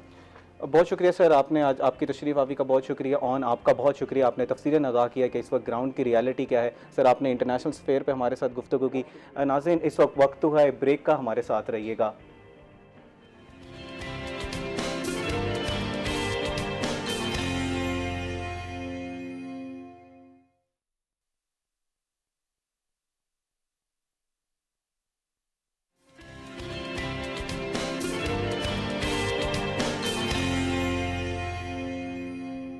वेलकम बैक नाज़रीन। ब्रेक से पहले हम लोग बात कर रहे थे कि हमारी जो इंटरनेशनल इस वक्त सूरत हाल है वेस्टर्न बॉर्डर की, वो क्या है, उसके रिपरकशंस क्या होंगे। इसी के साथ हमने जो इंतज़ामी और हुकूमत की तरफ से जो इक़दाम उठाए गए हैं आवाम की फ़लाह के लिए, वो किस तरह के इक़दाम है और चीदा इक़दाम पर हमने तफसीलन गुफ्तगू की। नाज़रीन, इस सेगमेंट में हमारे साथ मौजूद होंगे तौकीर हुसैन खोकर साहब, जो कि इकोनॉमिस्ट भी हैं, इसी के साथ साथ लिंग्विस्ट भी हैं। इनसे ज़रा तफसीलन बात करेंगे कि बायलिंगुअल होना या मल्टीलिंगुअल होना किस तरह फ़ायदेमंद है और इकॉनमी में किस तरह जो है वो बेहतरी लाई जा सकती है बायलिंगुअल होके या मल्टीलिंगुअल होके। इन्हीं के साथ हमारे साथ ज़फ़र महमूद साहब मौजूद होंगे, जो कि जिनका ताल्लुक़ हिकमत से है, हकीम है। इनसे जानने की कोशिश करेंगे कि अब जो मौसम तब्दील हो रहा है उसकी वजह से कुछ मौसमी बीमारियाँ आ जाती हैं, जिसमें नज़ला है, ज़ुकाम है, खांसी है, तो उनसे किस तरह बचा जा सकता है और अगर किसी को हो जाए तो उसका जो है वो इलाज क्या है। अस्सलाम वालेकुम तौकीर साहब। वालेकुम सलाम। क्या हाल चाल है जी आपके? जी अल्हम्दुलिल्लाह। तौकीर साहब, हम लोग ज़रा अपने गेस्ट से ना हमेशा ये जानने की कोशिश करते हैं कि उनकी मॉर्निंग रूटीन क्या होती है, क्योंकि हम ज़रा तलकीन करते हैं अपने शो से कि आपने एक्सरसाइज करनी है, ब्रेकफास्ट करनी है, तो आप अपना दिन का आगाज़ किस तरह करते हैं? मैं सुबह अर्ली मॉर्निंग उठता हूँ और नमाज के बाद जो है वो एक्सरसाइज करता हूँ, क्योंकि मैं स्पोर्ट्स से भी वाबस्ता हूँ। अच्छा। यस, क्रिकेट में खेलता हूँ और बैडमिंटन। तो उसके बाद ब्रेकफास्ट के बाद फिर डेली रूटीन में यूनिवर्सिटी जाना, फिर यूनिवर्सिटी से फिर बाकी मामला जो है। तौकीर साहब, लिंग्विस्ट क्या है? बायलिंगुअल होना, मल्टीलिंगुअल होना फ़ायदा मंद किस तरह है? ज़रा आवाम को ज़रा समझाइएगा कि एक तो हमारी इलाकाई जो ज़बानें हैं, उसके अलावा हमारी इंटरनेशनल कुछ ज़बानें हैं, तो किस तरह फ़ायदेमंद हो सकता है? बहुत अच्छा क्वेश्चन है, बहुत ज़बरदस्त क्वेश्चन है आपका। बेसिकली ये ज़बानों का सीखना जो है ये एक स्किल्स है। हम अक्सर बात करते हैं कि हम स्किल्स ओरिएंटेड होना चाहिए, डिग्री ओरिएंटेड नहीं हो, स्किल्स ओरिएंटेड हो। ये डिफरेंट ज़बानों का सीखना जो है वो स्किल्स आपको ओरिएंटेड बनाता है, और जब आप स्किल्स ओरिएंटेड होते हैं तो डेफिनेटली आपकी पर्सनैलिटी ग्रूम होती है, कम्युनिकेशन स्किल्स आपके इम्प्रूव होते हैं। अल्टीमेटली इसका फिर कंट्रीब्यूशन आपकी इकोनॉमी पे भी पड़ता है। AI का दौर है, हम हर चीज़ को ट्रांसलेट कर सकते हैं, कुछ इस तरह की ऐप्स आ गई हैं, हेडफोन्स इस तरह के आ गए हैं कि आप जिससे भी बात करें तो आपके पास एक ट्रांसलेटेड जो है वो लैंग्वेज आ जाती है, तो फिर फ़ायदा तो नहीं हुआ। ये तो एक अपने ऊपर एक ज़्यादा मेहनत करने वाली बात होगी। जी बिल्कुल। इसमें मैं आपको एक बात बताऊं कि ये जो AI, ये डिफरेंट टूल्स हैं, ये परफेक्टली सब्स्टिट्यूट नहीं है। ओके। आप मतलब ये नहीं कह सकते कि आप इससे टीचर्स का रोल ख़त्म हो जाएगा, डॉक्टर का रोल ख़त्म हो जाएगा, इंजीनियर्स का रोल ख़त्म हो जाएगा। रोल कभी ख़त्म नहीं होगा, ये जहन में रखिएगा। बिकॉज ऑफ AI और बाकी जो हमारे पास टूल्स हैं, उनसे आप लैंग्वेजेस को किसी हद तक सीख सकते हैं। लेकिन जो क्लासरूम्स के हवाले से है, जो आपको टीचर सिखाता है, देखें ज़िंदगी में देखें टीचर का बहुत बड़ा रोल है। तो हमारी पर्सनैलिटीज़ में, हमारे स्किल्स में टीचर का बहुत बड़ा रोल है।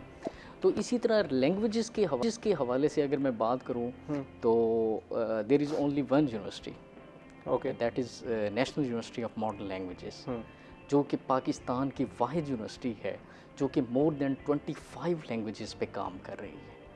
और इसका जो स्टार्ट हुआ था 1969 से स्टार्ट हुआ था। उसमें आर्मी पर्सन्स और सिविलियंस को जो है वो ट्रेंड किया जाता था डिफरेंट लैंग्वेजेस में, और उन लैंग्वेजेस में जो है सबसे पहले French, English, Hindi, Arabic languages पे काम किया गया। फिर 2000 में एक प्रॉपर फेडरल गवर्नमेंट का चार्टर मिला नेशनल यूनिवर्सिटी ऑफ कौन मॉडर्न कौन लैंग्वेजेस सी लैंग्वेजेस यहाँ पर सिखाई जा रही हैं यूनिवर्सिटी में? जी। मोर देन, मैंने आपको कहा 25 लैंग्वेजेस जो है वो सिखाई जाती हैं। और यहाँ पे हमारे पास नमल मुल्तान में एक हमारे पास नई बिल्डिंग का इफ्तिताह हुआ है पिछले दिनों। तो उसमें हमने एक मॉडर्न लैब्स बनाई हैं। हमारे जो रेक्टर हैं मेजर जनरल शाहिद महमूद कयानी साहब, उन्होंने इफ्तिताह किया। और हमारे जो कैंपस डायरेक्टर हैं ब्रिगेडियर असद रज़ा साहब और असिस्टेंट डायरेक्टर मिस अंबर साजिद, उनका जो है ये एक विजन था कि एक गैप था जनूबी पंजाब में लैंग्वेजेस के हवाले से।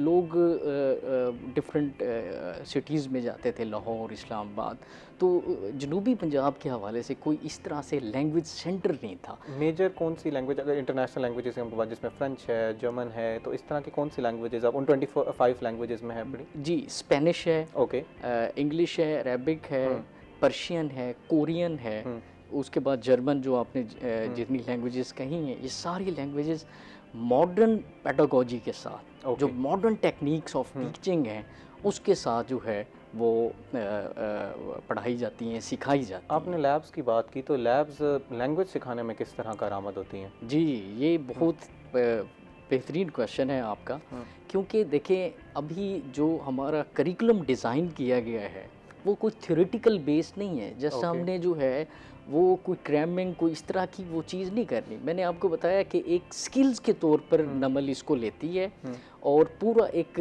कोर्स आउटलाइन, उसका स्ट्रक्चर बनाती है, और उस स्ट्रक्चर को फिर उसमें 4 फेजेस होते हैं: listening skills, reading skills, writing skills और स्पीकिंग स्किल्स। तो इसको मॉडर्न पेडागोजी के साथ, लैब्स के साथ, हमारे पास नेटिव फैकल्टीज़ भी हैं इन लैंग्वेजेस की, और हमारे पास हाई क्वालिफाइड फैकल्टी मौजूद है जो उन लैब्स में जो है वो लोगों को ट्रेंड करती है। और मैं एक चीज़ ऐड करूँगा, इसमें ज़रूरी नहीं कि स्टूडेंट्स ही आएँ, इसमें हर तबके के लोग जो है वो शामिल हो सकते हैं, चाहे वो लेबर फोर्स से भी बिलोंग करते हैं। अब मैंने, आप एक सर्वे देखें कि एक साल में तकरीबन 24-25 में 1.5 मिलियन के करीब पाकिस्तानी जो है ओवरसीज़ पाकिस्तानी बने, मुल्क से बाहर गए जी। तो उसमें 1.5 लाख के करीब स्टूडेंट्स थे और 60 to 70% लेबरर थे, वर्कर्स। और अगर हम वर्कर्स की बात करें तो हमारे जनूबी पंजाब के हवाले से वैसे भी जो वर्कर जो है वो आपको पता है मिडल ईस्ट में जाते हैं, गल्फ़ सिटीज़ में जाते हैं, दुबई, सऊदीया, ओमान, तो उनको अरबिक लैंग्वेज का बहुत ज़्यादा प्रॉब्लम होता है। तो वो बेचारे क्या करते हैं, वो वहाँ पे जाके सीखते हैं उस माहौल में रह के। तो नमल ने ये एक इनिशिएटिव लिया है मुल्तान में, एक लैंग्वेज स्कूल बना के, एक लैंग्वेज सेंटर बना के, ताकि इन लोगों को इस तरह के प्रॉब्लम्स ना हों। ऑलरेडी हम उनको ये सिखाएं। इसी तरह से स्टूडेंट्स की मैं अगर बात करूं तो आइल्स है, टॉफल है, पीटीई है, तो उसकी हम बेहतरीन तैयारी कराते हैं। यही पूछना चाह रहा था कि जब आप कोई लैंग्वेजेस सिखा देते हैं तो उसकी एक इंटरनेशनल सर्टिफिकेशन होती है, जब माइग्रेट हमने करना होता है बाहर, तो वो सर्टिफिकेशन भी आपकी तरफ से दी जाती है, या आपकी जो सर्टिफिकेशन है वो इंटरनेशनली एक्सेप्टेबल है? देखें, हर कंट्री का एक अपना रूल होता है। हम भी सर्टिफिकेट देते हैं। नमल का मैंने बताया मोर देन 25 एम्बेसीज़ के साथ जो है वो लिंक्ड हैं, क्योंकि हम वाहिद पाकिस्तान में यूनिवर्सिटी हैं जो लैंग्वेजेस पे काम कर रही है, और दुनिया में 250 नंबर में हम आते हैं। तो हमारा जो सर्टिफिकेट है वो वैलिड है। फिर हर कंट्री की अपनी अपनी अपने रूल्स होते हैं। जैसे चाइनीज़ आप अगर सीखते हैं तो उसके बाद आपने HSK1, HSK2, HSK3 देना है। अगर आप इंग्लिश कंट्रीज़ में जाते हैं, यूरोपियन कंट्रीज़ में जाते हैं, तो आपने टॉफल, आइल्स और PTE देना है। ऑस्ट्रेलियन कंट्रीज़ ज़्यादातर PTE को जो है वो करते हैं। तो हमारे बच्चे जो है उससे जितना हम ट्रेंड कर लेते हैं उनको, तो उसका फ़ायदा उनको ये होता है कि वो फर्स्ट अटैम्प्ट में अच्छे बैंड्स ले लेते हैं। ठीक है। यूजुअली एक स्टूडेंट जब आपके पास आते हैं, फ़र्ज़ करें कोई अनऑर्थोडॉक्सी लैंग्वेज सीखने आ रहे हैं। इंग्लिश और इस तरह की लैंग्वेजेस या चाइनीज़ तो लोग बहुत ज़्यादा माइग्रेट करें। अब फ्रांस और जर्मनी भी लोग जाते हैं। एक जर्मन जो है वो समझा जाता है कि काफ़ी मुश्किल ज़बान है, अरबिक भी काफ़ी मुश्किल ज़बान है। तो कितना टाइम एक लग जाता है एक स्टूडेंट को लैंग्वेज सीखते हुए? हमने इसको 16 वीक्स का एक पैकेज बनाया हुआ है ओके। और 2 मोड्स में मेथड ऑफ टीचिंग में हमने इसको डिवाइड किया हुआ है। हम फिज़िकल क्लासेस में भी स्टूडेंट्स को ट्रेन करते हैं, लोगों को ट्रेन करते हैं, और ऑनलाइन जो हमारा मेन इस्लामाबाद के साथ भी कनेक्शन है, और उनके जो नेटिव्स हैं, जो ट्रेनर्स हैं, वो उनको ट्रेन करते हैं। ये दोनों मोड्स में हम इसको लेके चलते हैं। और जर्मन की आपने बात की, तो जर्मन तो लेता ही उन लोगों को है जिनको जर्मन आती है। जी। अदर देन आप जर्मन मूव ही नहीं कर सकते कि आप चाहे स्टूडेंट वीज़े पे जाएं, चाहे वर्क वीज़े पे जी, जाएं। बिल्कुल। तो ये ज़बानों की अहमियत की आपने बात की, तो इसकी बहुत ज़्यादा अहमियत है कि डिफरेंट लैंग्वेजेस का सीखना, और ये आपकी 2 चीज़ों से आपकी चीज़ों को ठीक करता है। आपकी पर्सनैलिटी ग्रूमिंग करती है और आपकी इकॉनमी में भी कंट्रीब्यूट करती है। ज़फ़र साहब, मौसम तब्दील हो रहा है, जैसे अब नज़ला, ज़ुकाम, खांसी जो है वो बहुत ज़्यादा बढ़ जाएगी। अगर आप ऑनलाइन करें इस पे आर्टिफिशियल इंटेलिजेंस पे, तो वो ये कहते हैं कि मौसम की तब्दीली की वजह से ज़्यादा असरअंदाज नहीं होता, हमारी ग़िज़ा जो है वो उस तरह की चेंज हो रही होती है, तो उसकी वजह से नज़ला ज़ुकाम होना शुरू हो जाता है। हिकमत इस बारे में क्या कहती है? किस्मत का असूल भी यही है हुँ, कि जैसे जैसे मौसम चेंज होता है ना, तो ग़िज़ाएँ भी चेंज होती हैं। जी। अब जैसे अभी गर्मी थी, लोग ठंडे मशरूबात पी रहे हुँ, थे, तो वो एक बॉडी की जो है ना रिक्वायरमेंट होती है कि भाई मौसम के हिसाब से इनटेक करना अपने, जो आप लिक्विड लेना चाह रहे हैं, तो वो ठंडी चीज़ें जो है ना पसंद की जाती हैं और लोग लेते हैं। लेकिन जो है ना मौसम चेंज होता है, लेकिन अपनी उनकी हैबिट्स जो है ना वो चल रही होती है। ठीक है। तो जैसे जैसे मौसम चेंज होता है और वो ठंडी चीज़ें इस्तेमाल करते हैं, तो उसका इफ़ेक्ट ये पड़ता है कि आपको ज़ुकाम हो गया, नज़ला हो गया या खांसी हो गई। तो अमूमन ये होता मौसम की तब्दीली की सूरत में है। जैसे जैसे मौसम तब्दील हो रहा होता है, जैसे गर्मी से सर्दी आ रही है, गर्मी से सर्दी, सर्दी से गर्मी आ रही है, तो उस सूरत में ये कॉमन एक डिजीज़ है जो हमारे इधर, बल्कि हर एरिए में ये होती है, कॉमन है। अच्छा ज़फ़र साहब, नज़ला, ज़ुकाम, इनमें फ़र्क क्या है? नज़ले की अलामात क्या होंगी, ज़ुकाम की अलामात क्या ज़ुकाम होंगी? जो है ये होता है जो कि आपका नाक के रास्ते से बहता है, ठीक है, और नज़ला कहते हैं जो हलक में आपके अंदर गिरता है, ठीक है, हलक में, ठीक है। हलक में आता है ऊपर, वो दिमागी एक रेशा होता है। तो ये दोनों जो हैं अमूमन दोनों ही होती हैं, जब होती हैं तो दोनों ही होती हैं। अमूमन ये इसका मेन जो रीज़न है वो यही है कि जिस तरह हमारे जिस्म के अंदर हड्डियां हैं, ये कॉम्पैक्ट बोन्स हैं, यानी कि ठोस हड्डियां हैं, लेकिन हमारे जो चेहरे की हड्डियां हैं ये कॉम्पैक्ट बोन्स नहीं हैं, ये खोखली हड्डियां हैं। अच्छा। जिनको हम साइनसेस, एयर साइनसेस कहते हैं, जैसे माथे की हड्डी हो गई, चेहरे की हड्डियाँ हो गई, ये एयर साइनसेस इनके अंदर मौजूद हैं। तो इसलिए जो जब इस तरह का कोई मर्ज़ हो जाता है, अमूमन डॉक्टर उनको, हम तो नज़ला ज़ुकाम कहते हैं, वो उसको साइनोसाइटिस कहते हैं। जी। तो साइनोसाइटिस क्या है कि इन जो खोखली हड्डियों के अंदर रेशा मवाद जो है वो रुक जाता है, जिसकी वजह से चेहरे का भारीपन, सर का भारीपन, सर के अंदर दर्द, ये कैफियत जो है ना वो इस सूरत में सामने आती हैं। ज़फ़र साहब, तफ़सीलन भी जो है मौसम की तब्दीलियाँ हो रही हैं और उसकी वजह से जो बीमारियाँ पैदा हो रही हैं उस पर बात करेंगे। इस वक्त को एक ब्रेक का हमारे साथ रहिएगा।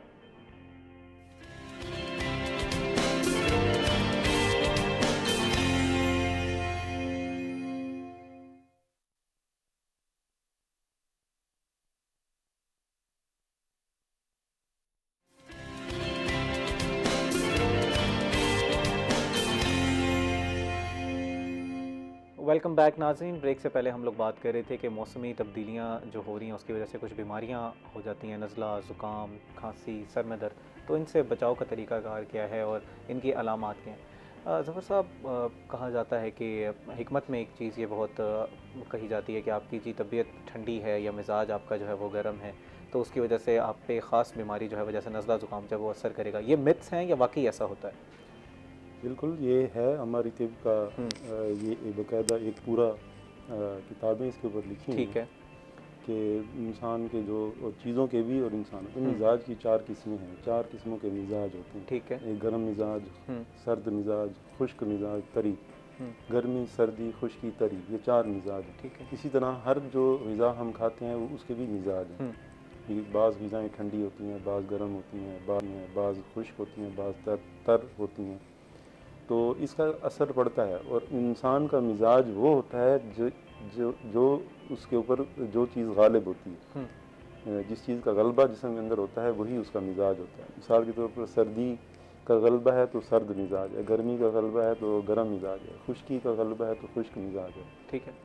तरी का गलबा है तो तर मिजाज है। ये मिजाज होते हैं और उसके मुताबिक मिसाल के तौर पर किसी आदमी का मिजाज अगर सर्द है तो उसको ज़्यादा चांस है कि नज़ला ज़ुकाम जो है उसको हो जाए। मसलन कई लोग ऐसे हैं कि जो कुछ खाते पीते रहें कुछ भी नहीं होता, कुछ ऐसे हैं कि जो है ना थोड़ी सी बदपरहेज़ी कर लें, जैसे थोड़ा सा एसी चल रहा है तो एसी की वजह से बाज़ औक़ात जो है ना वो तबीयत के अंदर ख़राबी है, क्योंकि मिजाज सर्द है, ऊपर से बाहर का माहौल भी सर्द है, तो इसलिए वो जल्दी बीमारी जो है ना वो अटैक करती है। अलामात ज़रा ज़फ़र साहब बताएं कि नज़ला और ज़ुकाम की अलामात क्या हैं, और कुछ लोग जो है वो फिर ओवर द काउंटर्स जाके एंटीबायोटिक्स ले लेते हैं और ज़रा मेडिसिन की तरफ चले जाते हैं। कब जो है वो हमने या हकीम साहब के पास जाना है या डॉक्टर के पास जाना है? कि अक्सर लोग कहते हैं कि आपने 1 हफ़्ता दें अपनी बीमारी को, वो बॉडी खुद ही जो है वो उसको रिपेयर कर लेगी। जिस्म के अंदर इम्यून सिस्टम तो होता है हर आदमी का, जो उसको रिकवर करने की कोशिश करता है। तो बाज़ वक़्त ऐसा होता है कि हमारी चूँकि आजकल ग़िज़ाएँ जो है वो ऐसी नहीं हैं, तो जिस तरह जिस्म वीक हो रहे हैं इस तरह इम्यून सिस्टम भी वीक हो रहा है। तो वो डिफेंसिव सिस्टम जो है ना इतना स्ट्रॉन्ग नहीं है कि हम बग़ैर दवाई के जो है ना वो चलते रहें और ख़ुद ब खुद बीमारी जो है वो ठीक हो जाए। ऐसा पहले ऐसा हो सकता था, लेकिन अब ऐसा नहीं है। थोड़ी सी भी मसला हो तो जब आप शुरू में ही उसको ट्रीटमेंट उसका नहीं करेंगे तो वो क्या होगा कि वो मर्ज़ बढ़ जाएगा। ठीक है। जब मर्ज़ बढ़ जाएगा तो फिर ज़ाहिर है उसको रिकवर होने में भी टाइम लगेगा और बल्कि वो और चीज़ों को भी डिस्टर्ब करेगा। तो ये सर दर्द, नज़ला ज़ुकाम, इसकी वजूहात सिर्फ यही नहीं है कि मौसम की तब्दीली की वजह से अच्छा। है, बहुत सारी वजूहात हैं। और जब तक सही रीज़न उसकी आप डिटेक्ट नहीं करेंगे कि किस वजह से हो रहा है। अब मिसाल के तौर पर जो है आदमी का ब्लड प्रेशर जो है वो हाई कर गया तो उससे भी सर में दर्द होता है, न नज़ला है न ज़ुकाम है। एक आदमी को तबख़ीर मैदा हो गई, मैदे के अंदर तबख़ीर है, गैसेस हैं, उसको भी सर में दर्द हो जाता है, तो हम उसका ट्रीटमेंट अलहदा करेंगे। जिसका ब्लड प्रेशर हाई हुआ उसका अलहदा करेंगे। और कुछ ऐसे लोग होते हैं जिन्हें माइग्रेन की शिकायत होती है, आधे सर का दर्द होता है, वो एक अलहदा मर्ज़ है। और बाज़ लोग ऐसे हैं कि जिनका बीपी लो हो जाए तो उनको भी सर में दर्द होता है। और बाज़ लोग ऐसे हैं जिनको कॉन्स्टिपेशन होती है तो उसका भी सर में दर्द होता है। ये बहुत सारी वजूहात हैं। और बाज़ एक सर का दर्द ऐसा भी होता है जो कि किसी की तवज्जो का मोहताज होता है। ये तो आप माशाल्लाह जानते हैं भाई, तवज्जो चाहिए होती है, तो अटेंशन वो भी सीकिंग एक सर का बिहेवियर। दर्द होता है। तो उसमें क्या है, कोई ट्रीटमेंट की ज़रूरत नहीं है, जिसकी तवज्जो चाहिए वो सर पे हाथ भी रख दे तो वो दर्द ठीक हो जाता है। तो ये बहुत सारी वजूहात हैं सर दर्द की, नज़ला की, ज़ुकाम की। तो उसका ट्रीटमेंट जो है वो एक तरीके से नहीं होगा। उसका ट्रीटमेंट जो है वो जब तक डिटेक्ट नहीं होता कि किस वजह से हुआ, उसके मुताबिक उसका ट्रीटमेंट होगा। अभी अगर हम जैसे मौसम तब्दील हो रहा है तो इसमें ज़रा हमें समझाएं कि अपना ख्याल किस तरह रखना है, किस तरह की ग़िज़ा लेनी है, ताकि हम ये जो चलें मौसमी तब्दीली की वजह से अगर बीमारियाँ जैसे नज़ला, ज़ुकाम, खांसी हो जाती है तो उससे किस तरह बचाव किया जा सकता है? देखें, एक चीज़ बहुत कॉमन है कि हमारे यहाँ जो यंग जनरेशन है आजकल की, जो ख़ास तौर पर बाइक चलाते हैं, उनका एक प्रॉब्लम, क्योंकि हमारे अपने बच्चों का भी यही हाल है कि सर को कवर नहीं करना, क्यों हेयर स्टाइल ख़राब होता है। ये कॉमन सी बात है। अब तो मजबूरी हो गई कि हेलमेट पहनना पड़ता है। बिल्कुल जुर्माने हो रहे हैं जी अब तो। पहनेंगे, ज़रूर पहनेंगे। तो ये कॉमन है कि जब भी आप बाहर निकलें, चाहे वो गर्मी है या सर्दी है, अपना सर को कवर करें, ठीक है ना। तो इस तरीके से आप बहुत सारी चीज़ों से बच सकेंगे। इसी में आप अपनी बात कंप्लीट कीजिएगा। इसी में एक बात, क्योंकि आपने यंग जनरेशन की बात की है कि अब वो सर को कवर नहीं करते। हम जब मूवीज़ देखते हैं या वेस्टर्न कुछ पिक्चर्स देख लेते हैं या एनिमे भी देखते हैं, तो उसमें ये होता है कि वो सर को कवर इतना नहीं किया जाता, बॉडी और पैरों को बहुत ज़्यादा कवर किया जाता है। तो हम अपने पेरेंट्स को यही बात करते हैं कि आप ये देखें जी, इनके यहाँ तो साइबेरिया में इतनी ठंड पड़ रही है, तो इन्होंने अपने सर तो उस तरह कवर नहीं किए हुए, आप हमें तलकीन क्यों कर रहे हैं? आप फिर अपनी बात को भी कंप्लीट कीजिएगा, इसका जवाब भी दीजिएगा। गुजारिश ये है कि हर शख्स जो है ना, जिस एनवायरनमेंट में वो पैदा होता है ना, ये उसके एंसेस्टर्स जहाँ पे रहते हैं ना, उसके अंदर वो चीज़ें जो है ना ट्रांसफ़र होती हैं। क्योंकि हम जहाँ पे रह रहे हैं हमारा एनवायरनमेंट जो है हमारी बॉडी उसके मुताबिक अडेप्ट कर गई है, ठीक है। ठीक है ना। वो जो साइबेरियन लोग हैं उनकी बॉडी उसके मुताबिक अडेप्ट कर जाती है, उनके अंदर वो सेल्स या इम्यूनिटी जनरेट हो जाती है जो उसको बर्दाश्त करती है। अब हमारे अंदर, अब हम मुल्तान के रहने वाले, कितनी गर्मी होती है, बिल्कुल। तो हम सर्वाइव कर जाते हैं। अब किसी यूरोप के मुल्क का बंदा यहाँ उस मौसम में जून जुलाई के अंदर यहाँ आके रह भी नहीं सकता, लेकिन हम सर्वाइव कर रहे होते हैं। वो हैरान होते हैं कि ये इस गर्मी में कैसे रह रहे हैं, जैसे हम हैरान होते हैं कि वो इतनी सर्दी में कैसे रह रहे हैं, हालांकि वो रह रहे होते हैं और हम इस गर्मी में रह रहे होते हैं। अब हमारे यहाँ टेम्परेचर 50 तक भी चला जाता है, कई इलाके ऐसे हैं जहाँ पे, तो हम सर्वाइव करते हैं क्योंकि हमारी बॉडी जो है ना अडेप्ट कर चुकी है उसको, उस माहौल को। तो डाइट की बात कर रहे थे कि हम लोग किस तरह की डाइट होनी चाहिए इस तरह के जो अभी मौसमी तब्दीलियां हैं, और किस तरह के कपड़े पहनने चाहिए, क्योंकि अगर बहुत ज़्यादा मोटे कपड़े पहन लिए जाते हैं तो ठंड वो गर्मी लगती है, बिल्कुल नहीं पहना जाता तो बीमारी होने का ख़तरा होता है। नहीं, मौसम के लिहाज से कपड़ा पहनना चाहिए। जैसे मतलब देखिए आपका मौसम चल रहा है, गर्मी है तो लाइट कपड़ा पहने, सर्दी है तो मोटा कपड़ा, अपने आप को कवर करने की कोशिश करें। और जो है ना एहतियात दूसरी ये है कि वो कहते हैं ना कि म्याना रवि जो है ना वो इख्तियार की जाए, हर चीज़ के अंदर म्याना रवि हो। मतलब है कि अगर आप गर्मी में हैं तो ऐसा नहीं है कि आप हर चीज़ ठंडी इस्तेमाल करें और यख ठंडी इस्तेमाल करें, और गर्मी में सर्दी में है तो ऐसा नहीं है कि आप शदीद गर्म चीज़ें इस्तेमाल करें। म्याना रवि से चलें, उससे ये है कि आप बहुत सारी चीज़ों से बच सकते हैं। अब अगर आप गर्मी में भी ठंडे पानी का इस्तेमाल बहुत ज़्यादा करेंगे तो उससे क्या होगा कि आपकी जो प्रोटेक्टिव लेयर है मुंह के अंदर या हलक के अंदर, अच्छा, जो म्यूकस है वो हट जाती है। ठीक है। बहुत ज़्यादा गर्म चीज़ें इस्तेमाल करें तो वो भी हट जाती है। अगर ठंडी चीज़ें इस्तेमाल करते हैं तो उससे वो लेयर जो है वो इफ़ेक्ट करती है, जिससे क्या होता है कि जब ये चीज़ लेयर, प्रोटेक्टिव लेयर रिमूव हो जाए, हट जाए, तो फिर वो क्या होता है कि अंदर के जो हमारे एसिड्स हैं, जो हमारी बॉडी के अंदर जो ग़िज़ा को डाइजेस्ट करने वाली चीज़ें हैं, वो आपके फिर जो है ना स्किन के अंदर जो आपके मसल्स हैं उनको फिर मुतासर करती हैं। ठीक। तो जिसकी वजह से ना सोजिश, वर्म और नज़ला ज़ुकाम, इस तरह की गला ख़राब हो जाना, ये कैफियत जो है ना वो हो जाती हैं। तो एतदाल के साथ हर चीज़ को इस्तेमाल करें और दरमियाना रवि से चलें इंशाअल्लाह। तो कि साहब, हम ज़बानों के बारे में बात कर रहे थे, आपके अपने इदारे के बारे में ज़रा तफसीलन बताया कि आप किस तरह सिखा रहे हैं। सवाल यंग जनरेशन आपसे यही करेगी कि मैंने आपसे एक कोर्स कर लिया, लेकिन जब मैं उस नेटिव कंट्री में जाऊंगा तो वहाँ पर मैं एक छोटा सा आला ख़रीद लूँगा जिसको हम ट्रांसलेटर कहते हैं, या मैं अपने मोबाइल से स्टार्ट कर दूँगा, तो मुझे इतनी तरद्दुद करने की ज़रूरत क्या है? जी, मैंने आपको ये पहले भी बताया कि एआई टूल से कुछ ना कुछ आप लैंग्वेजेस सीख सकते हैं, उसकी हाउ नाउ ले सकते हैं। सीखने की बात नहीं कर रहा मैं, ट्रांसलेशन में डायरेक्ट ट्रांसलेशन की बात कर रहा हूँ, मोबाइल्स पे डायरेक्ट जो ट्रांसलेशन हो जाती है उसकी बात कर रहा हूँ। बिल्कुल। अच्छा, आप कहीं पे कोई बिजनेस डील कर रहे हैं, आप कोई कम्युनिकेशन कर रहे हैं, कि क्या पहले उसकी बात को आप ट्रांसलेट करेंगे?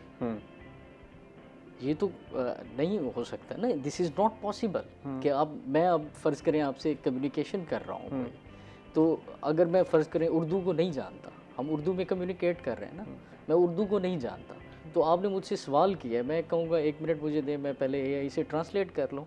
लेकिन वो यूजुअली ट्रांसलेटर्स भी तो मौजूद होते हैं इस काम के लिए। और देखिए इसी पे तो हम काम कर रहे हैं, वही ट्रांसलेटर तो प्रोड्यूस कर रहा है नमल, ओके, उसी को प्रोड्यूस कर रहा है, उसी ट्रांसलेटर को प्रोड्यूस कर रहे हैं, इसी प्रॉब्लम को तो एड्रेस कर रहा है नमल। तो मैंने आपको जैसे बताया कि इसका इनिशिएटिव ही लैंग्वेजेस से लिया गया, और फिर इसको जनरल प्रोग्राम्स में एज ए यूनिवर्सिटी का फेडरल गवर्नमेंट का चार्टर दिया गया। तो दूसरी हमारे पास साइंटिफिक तो साहब इस पे ज़रा तफसीलन बात करेंगे। नाज़रीन, इस वक्त हुआ एक ब्रेक का, हमारे साथ रहिएगा।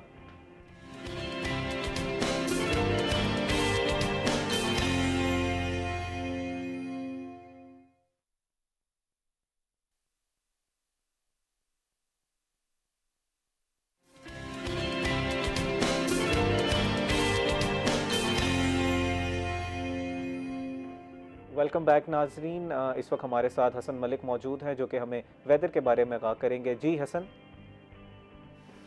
जी शहरी या मुल्तान और गिरदो नवा के अगर आज के मौसम के हवाले से बात की जाए तो आज मुल्तान शहर का मतलब सुबह सवेरे से बिल्कुल साफ़ है, लेकिन ओवरऑल वेदर कंडीशंस मुख्तलिफ हद तक चेंज होती हुई दिखाई दे रही हैं। और दिन के औकात में तो सूरज और गर्मी की शिद्दत उसी तरीके से बरकरार है, लेकिन अगर रात के औकात की बात की जाए तो शाम से लेकर रात के औकात तक और अलल सुबह के औकात तक जहाँ एक जानिब गर्मी की शिद्दत में कमी देखने में आती है, तो वहीं दूसरी जानिब मौसम भी चेंज होता हुआ दिखाई देता है। क्लियर कट ये चीज़ देखने में आती है कि जहाँ एक जानिब गर्मी की शिद्दत में कमी देखने में आ रही है, तो वहीं दूसरी जानिब जिस तरीके से सर्दियाँ आ रही हों और मौसम रहता हुआ दिखाई देता है, सेम उसी तरीके से वेदर कंडीशंस होती हैं। आज अगर शहर के कम से कम दर्जा हरारत की बात की जाए तो आज मुल्तान शहर का कम से कम दर्जा हरारत 24 डिग्री सेंटीग्रेड पर रिकॉर्ड किया गया, जबकि ज़्यादा से ज़्यादा दर्जा हरारत आज शहर और गिरदो नवा का 33 से 34 डिग्री सेंटीग्रेड तक जाने के इम्कान ज़ाहिर किए जा रहे हैं। हवा में नमी का तनासुब भी आज मौसम खुश्क होने की वजह से कुछ हद तक कम है, जो कि 60% तक रिकॉर्ड किया गया। जबकि अगर एयर क्वालिटी इंडेक्स की बात की जाए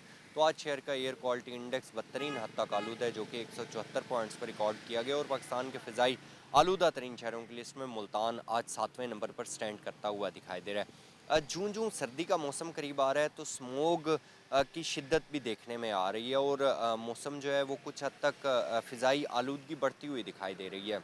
तो साथ ही महकमा मौसमियात की जानिब से ये कहा जा रहा है कि रवां हफ्ते में तो इसी तरीके से मौसम खुश्क और गर्म रहने के इम्कानात हैं, लेकिन आइंदा आने वाले दिनों में ये कहा जा रहा है कि एक हफ्ते के बाद अक्टूबर के एंड में मुल्तान शहर में वेदर कंडीशंस टोटली तौर पर चेंज होती हुई दिखाई देंगी और गर्मी की शिद्दत भी रहती हुई दिखाई देगी। साथ में रात के औकात में जो दर्जा हरारत है वो भी कम होता हुआ दिखाई देगा। तो डायमेंशंस जो हैं वो डिफरेंट रहती हुई दिखाई देंगी। सर्दी ऐसा सच नहीं होगी, दर्जा हरारत कुछ हद तक कम होगा, लेकिन दिन के औकात में गर्मी की शिद्दत भी इसी तरीके से बरकरार रहेगी। आइंदा 24 घंटों के हवाले से बात की जाए तो आइंदा 24 घंटों के दौरान मुल्तान शहर का मतलब बिल्कुल साफ़ रहेगा, सूरज अपनी आबोताब से चमकता रहेगा और गर्मी की शिद्दत दिन के औकात में इसी तरीके से बरकरार रहेगी।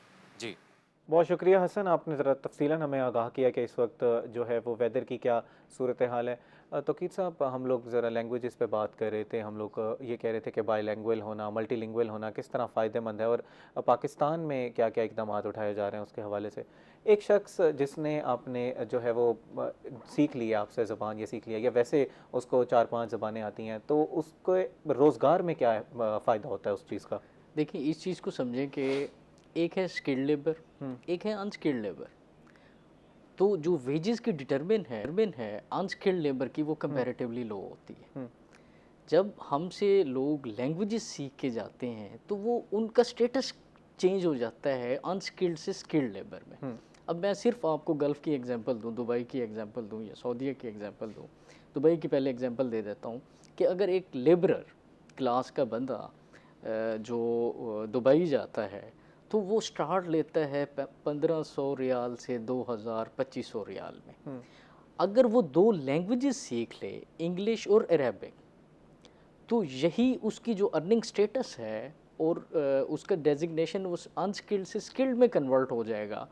तो वो 5000 से 6000 रियाल पे अपना स्टार्ट कर सकता है। तो डेफिनेटली ये अर्निंग में जो है इसका लैंग्वेजेस का बहुत ज़्यादा रोल है। Simply is the case with the Chinese language. तो अगर आप एंटरप्रेन्योर हैं और आपको चाइनीज़ आती है, अच्छी इंग्लिश बोल सकते हैं, तो आप अच्छी अपनी डीलिंग्स कर सकते हैं उनके साथ। इसी तरह से आप फ्रीलांसर हैं, तो देखिए फ्रीलांसर में आप कुछ भी कर रहे हैं, आप फिज़िकल प्रोडक्ट सेल कर रहे हैं, आप सर्विसेज सेल कर रहे हैं, आप ईबे पे काम कर रहे हैं, आप ड्रॉप शिपिंग कर रहे हैं, आप अमेज़ॉन पे काम कर रहे हैं, आप एट्स पे काम कर रहे हैं, तो सबसे पहली जो चीज़ होगी वो आपकी लीड जनरेशन होगी। बिल्कुल ठीक है। लीड जनरेशन कैसे आएगी? वो आपकी कम्युनिकेशन से आएगी। अगर आप अपने कस्टमर की उसकी लैंग्वेज को अंडरस्टैंड कर लेंगे तो डेफिनेटली ये बहुत ही आपके लिए आप इकोनॉमिस्ट भी हैं, इकोनॉमी में भी नज़र रखते हैं, तो इस वक्त कौन सी मार्केट जो है वो ज़्यादा बूम कर रही है पाकिस्तान के हवाले से? इंग्लिश सीखना ज़्यादा ज़रूरी है या कोई दीगर लैंग्वेज हम सीख लें तो हमें ज़्यादा रोज़गार में जो है वो मदद मिलेगी? देखिए, ये वेरी करता है।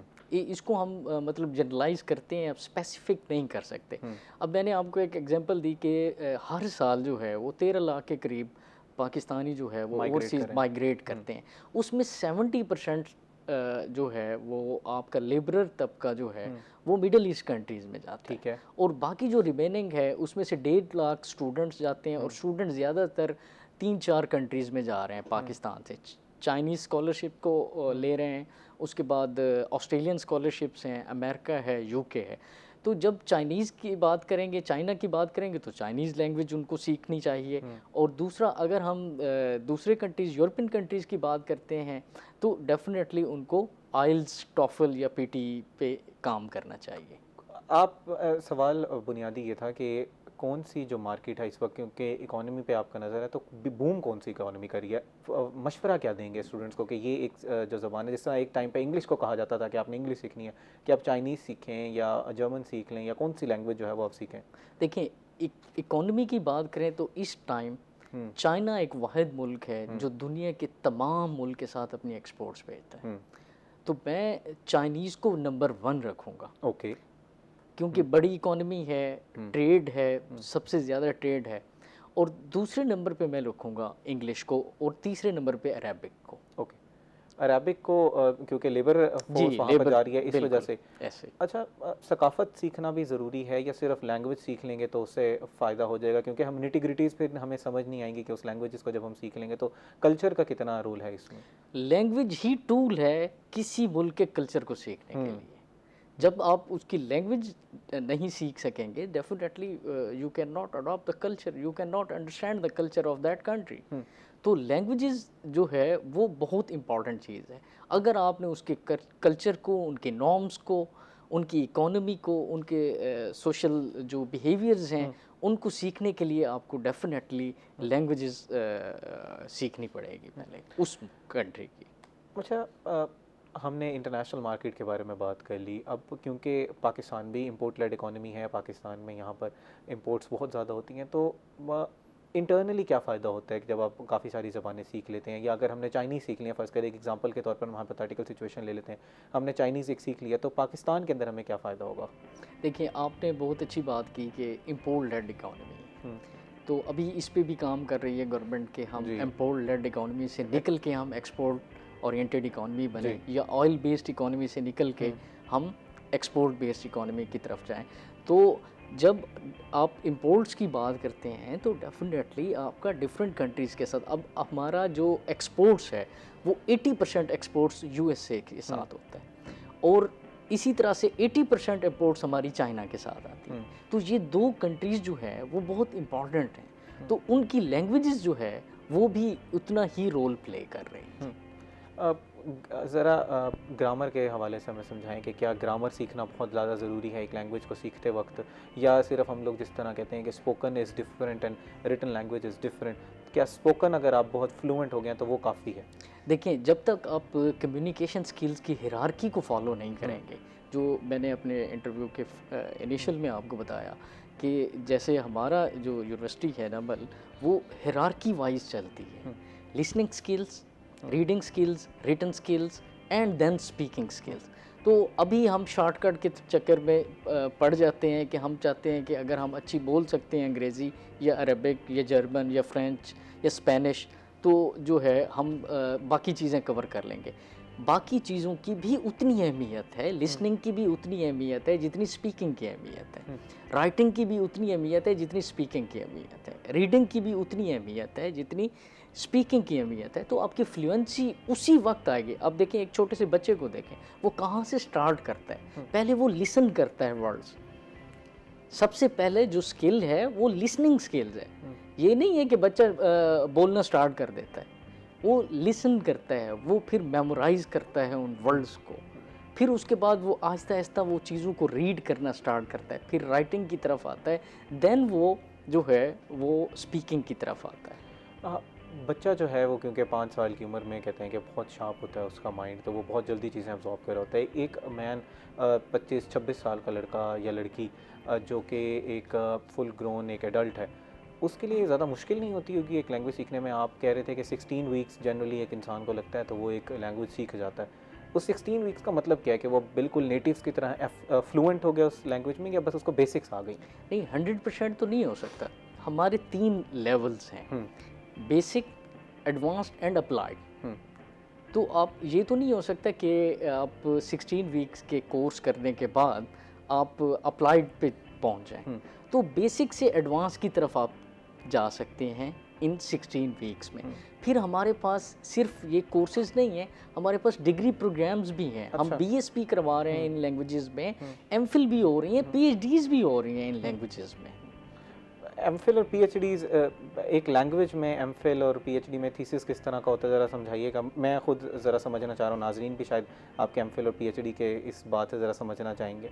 अच्छा, हमने ये आपका बेहतरीन क्वेश्चन है। हमने इस पूरी टॉक में जो रिसर्चर्स थे उनको हमने डिबेट में नहीं लाए। तो आपकी इस क्वेश्चन में जो है वो अब रिसर्चर भी आ रहे हैं। तो देखें, जब आप किसी केस स्टडीज़ को लेंगे, किसी कंट्री की केस स्टडीज़ को लेंगे, तो उसमें डेफिनेटली आप अगर ट्रू लेटर एंड स्पिरिट के साथ वो रिसर्च करना चाह रहे हैं, उसकी सकाफत को समझना चाह रहे हैं, उसकी इकोनॉमी को समझना चाह रहे हैं, उसके सोशल नॉर्म्स को समझना चाह रहे हैं, तो आप पहले उसकी लैंग्वेजेस पे काम करेंगे, उनके वर्ड सीखेंगे, उनके बेसिक लैंग्वेजेस, कम से कम आपको बेसिक लेवल आना चाहिए। देन जो है वो एक हार्मनी क्रिएट होगी आपके जो आप लिंकेज बना रहे हैं, वेरिएबल्स का जो लिंकेज बना रहे हैं अपने थीसिस में, आपके डिपेंडेंट वेरिएबल और जिस पे काम कर रहे हैं उनका एक लिंकेज बनेगा, और वो डेफिनेटली उससे लैंग्वेजेस, अगर आपको उस कंट्री की साहब लैंग्वेज इस पे ज़रा तफसीलन हम गुफ्तगू करेंगे। नाज़रीन, इस वक्त हुआ एक ब्रेक का, हमारे साथ रहिएगा।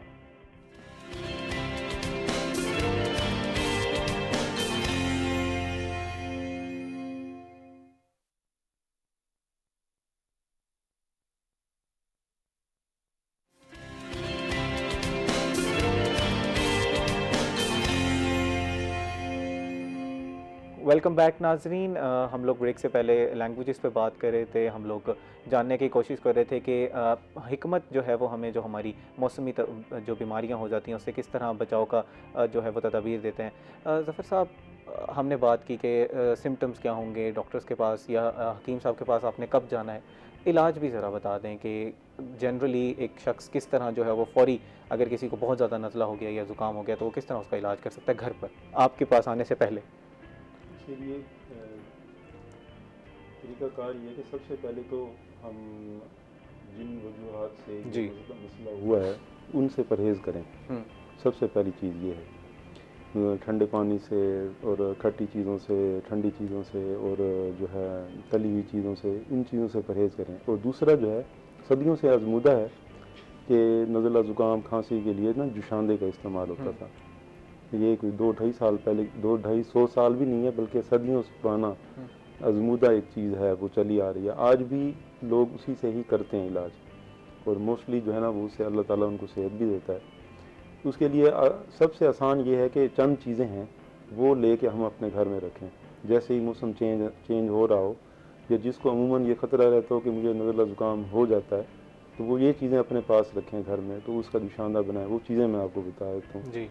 आम तौर पर है मुलट्ठी है, गाउ ज़ुबान है, गुल बनफ्शा है, सौंफ है, उनाब है, और लसूड़ियाँ होती हैं, और इसके साथ जो है बर्ग बांसा होता है, और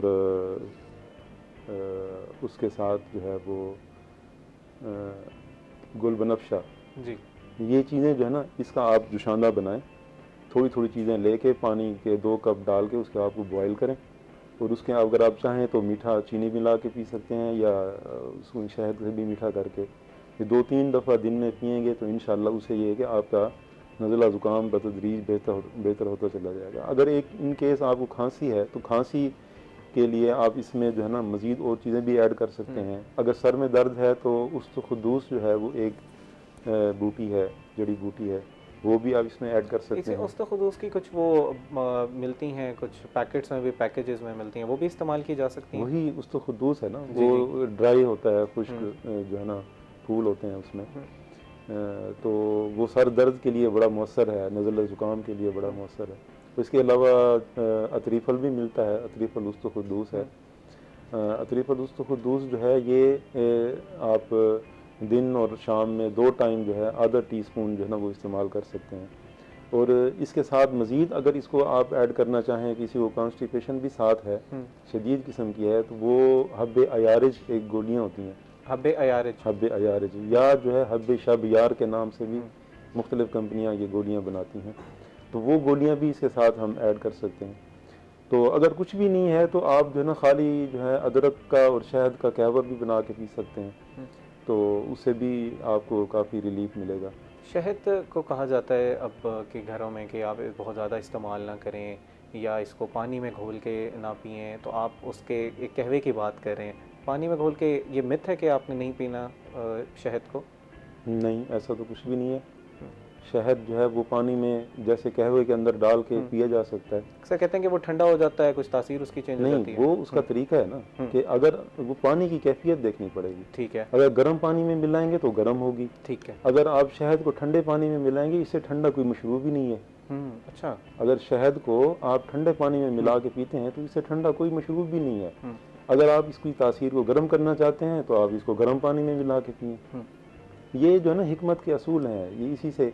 अब मिसाल के तौर पर मैं एक और आपको बात बताऊं, अब खरबूजा हर इंसान मौसम में खाता है जी, ठीक है ना, और ये आपने शायद पहली दफ़ा सुना हो कि जो मीठा खरबूजा होता है ना, मीठा, उसकी तासीर गर्म होती है, और जो फीका खरबूजा होता है उसकी तासीर ठंडी होती है जी। यही हिकमत है। ये तो छोटी छोटी चीज़ें होती हैं, अगर इनको कॉमन सेंस यूज़ करके हम करेंगे तो इंशाल्लाह उसके बड़े आपने बड़ी तफसीलन हमें बता दी है कि क्या क्या हमने करना है और किस तरह की जो अलामत है। अच्छा, एक हिकमत में कहा जाता है, वो उस्ते खदूस पे भी लिखा होता है, दायमी नज़ले का इलाज, या तो वो दायमी नज़ला क्या है और ये जो मौसमी नज़ला ज़ुकाम हो जाता है उसमें फ़र्क क्या है, हम डिफ्रेंशिएट किस तरह करेंगे? हाँ, दायमी नज़ला कहते हैं कि हर कुछ मौसमी तो होता है ना कि कभी हो गया 6 महीने बाद, फिर 2-3 दिन के बाद दवाई की ठीक हो गया, लेकिन कुछ लोग ऐसे हैं जिनको मुस्तकिल रहता है। ठीक है, मतलब हर वक्त नज़ले की कैफियत होती है, वो बिल्कुल ठीक होता ही नहीं है उनका, या वो करते ही नहीं है, या इलाज ही नहीं करते, या वो उनके मिजाज का एक हिस्सा बन जाता है। वो बस जो है ना करते रहते हैं, गले में निगलते रहते हैं या निकालते रहते हैं, या उसका ट्रीटमेंट नहीं करते, या करते भी हैं तो प्रॉपर द वे जो सही तरीक़ाकार है उससे नहीं करते। अब भाई कई लोग ऐसे हैं कि जो चाहते हैं, जिनके पास टाइम नहीं है, वो कहते हैं जी हम बस दवाई खाएं, एक दिन खाएं, सुबह खाएं, शाम खाएं, 2-3 दिन खाएं तो हमारा आराम आ जाए, जान छूट जाए, तो वो हो जाता है ठीक। लेकिन जो है ना वो आप चेक करें कभी इस तरह की कैफियत नज़ले में, ख़ास तौर पर अगर आप जो 2 दिन का 3 दिन का ट्रीटमेंट जो है ना, जो ठीक होने वाला, फ़ौरन ठीक होने वाला करेंगे तो तकरीबन 5 दिन के बाद वो दोबारा रिवर्स होगा। वो जब तक मवाद खारिज नहीं होगा, जो रेशा जो बलगम अंदर रुका हुआ है, जब तक वो खारिज नहीं होगा, बीमारी जिसको हम कहते हैं, वो जब तक नहीं निकलेगी तो वो कैसे रिकवर होगा। तो कीर साहब, हम लोग लिंग्विस्ट पे बात कर रहे थे, हम लोग ये बात कर रहे थे कि इंटरनेशनली किस तरह फ़ायदेमंद हो सकता है। अब हमें ज़रा ब्रेक से पहले ये समझाने की कोशिश कर रहे थे कि रीजनली नहीं, इंटरनली पाकिस्तान के अंदर किस तरह फ़ायदेमंद हो सकती है कोई लैंग्वेज अब सीख लें तो मैंने आपसे सवाल किया था कि कौन सी लैंग्वेज जो है वो बेहतर है पाकिस्तान के अंदर अगर हमने कारोबार करना है, तो एक इकोनॉमिस्ट की नज़र से भी ज़रा बताइएगा हमें। देखें, पाकिस्तान में बहुत सारी मल्टीनेशनल कंपनीज़ काम कर रही हैं, डिफरेंट कंट्रीज़ की कंपनीज़ हैं जो काम, तो अगर आप और इसके अलावा डिफरेंट स्कूल्स और यूनिवर्सिटीज़ में भी आपको इंस्ट्रक्टर चाहिए होते हैं, क्योंकि अब स्कूल लेवल पे भी लैंग्वेजेस की इम्पोर्टेंस को समझा जा रहा है और उसको पढ़ाया जा रहा है, उसके लिए आपको इंस्ट्रक्टर चाहिए। तो रीजनल लेवल पे आप अगर मुख्तलिफ हमारे कोर्सेज़ या सर्टिफिकेट्स कर, बिल्कुल लास्ट 30 सेकंड्स हैं, अगर आप कुछ ऐड करना चाहें हमारे नाजरीन के लिए, उसके बाद हम क्लोजिंग पे जाएंगे। बिल्कुल बहुत जल्दी कीजिएगा। जी, मैं इन द एंड सबको वेलकम करूंगा कि ये जो हमने लैंग्वेजेस का इनिशिएटिव लिया है नमल मुल्तान ने, तो मैं सबको वेलकम करूंगा, और इसके लिए कोई ज़रूरी नहीं है कि आप लिटरेट हैं। बहुत शुक्रिया तौकीर साहब, आज आप हमारे प्रोग्राम में आए। ज़फ़र साहब, आपका बहुत शुक्रिया, आपने तफसीलन आगाह किया कि हमने किस तरह बचना है नज़ला ज़ुकाम से। नाज़रीन, उम्मीद करते हैं कि आपको आज का प्रोग्राम जो है वो अच्छा लगा होगा। अपने मेज़बान तिहाम आज़म को दीजिए इजाज़त, अल्लाह ने के बान।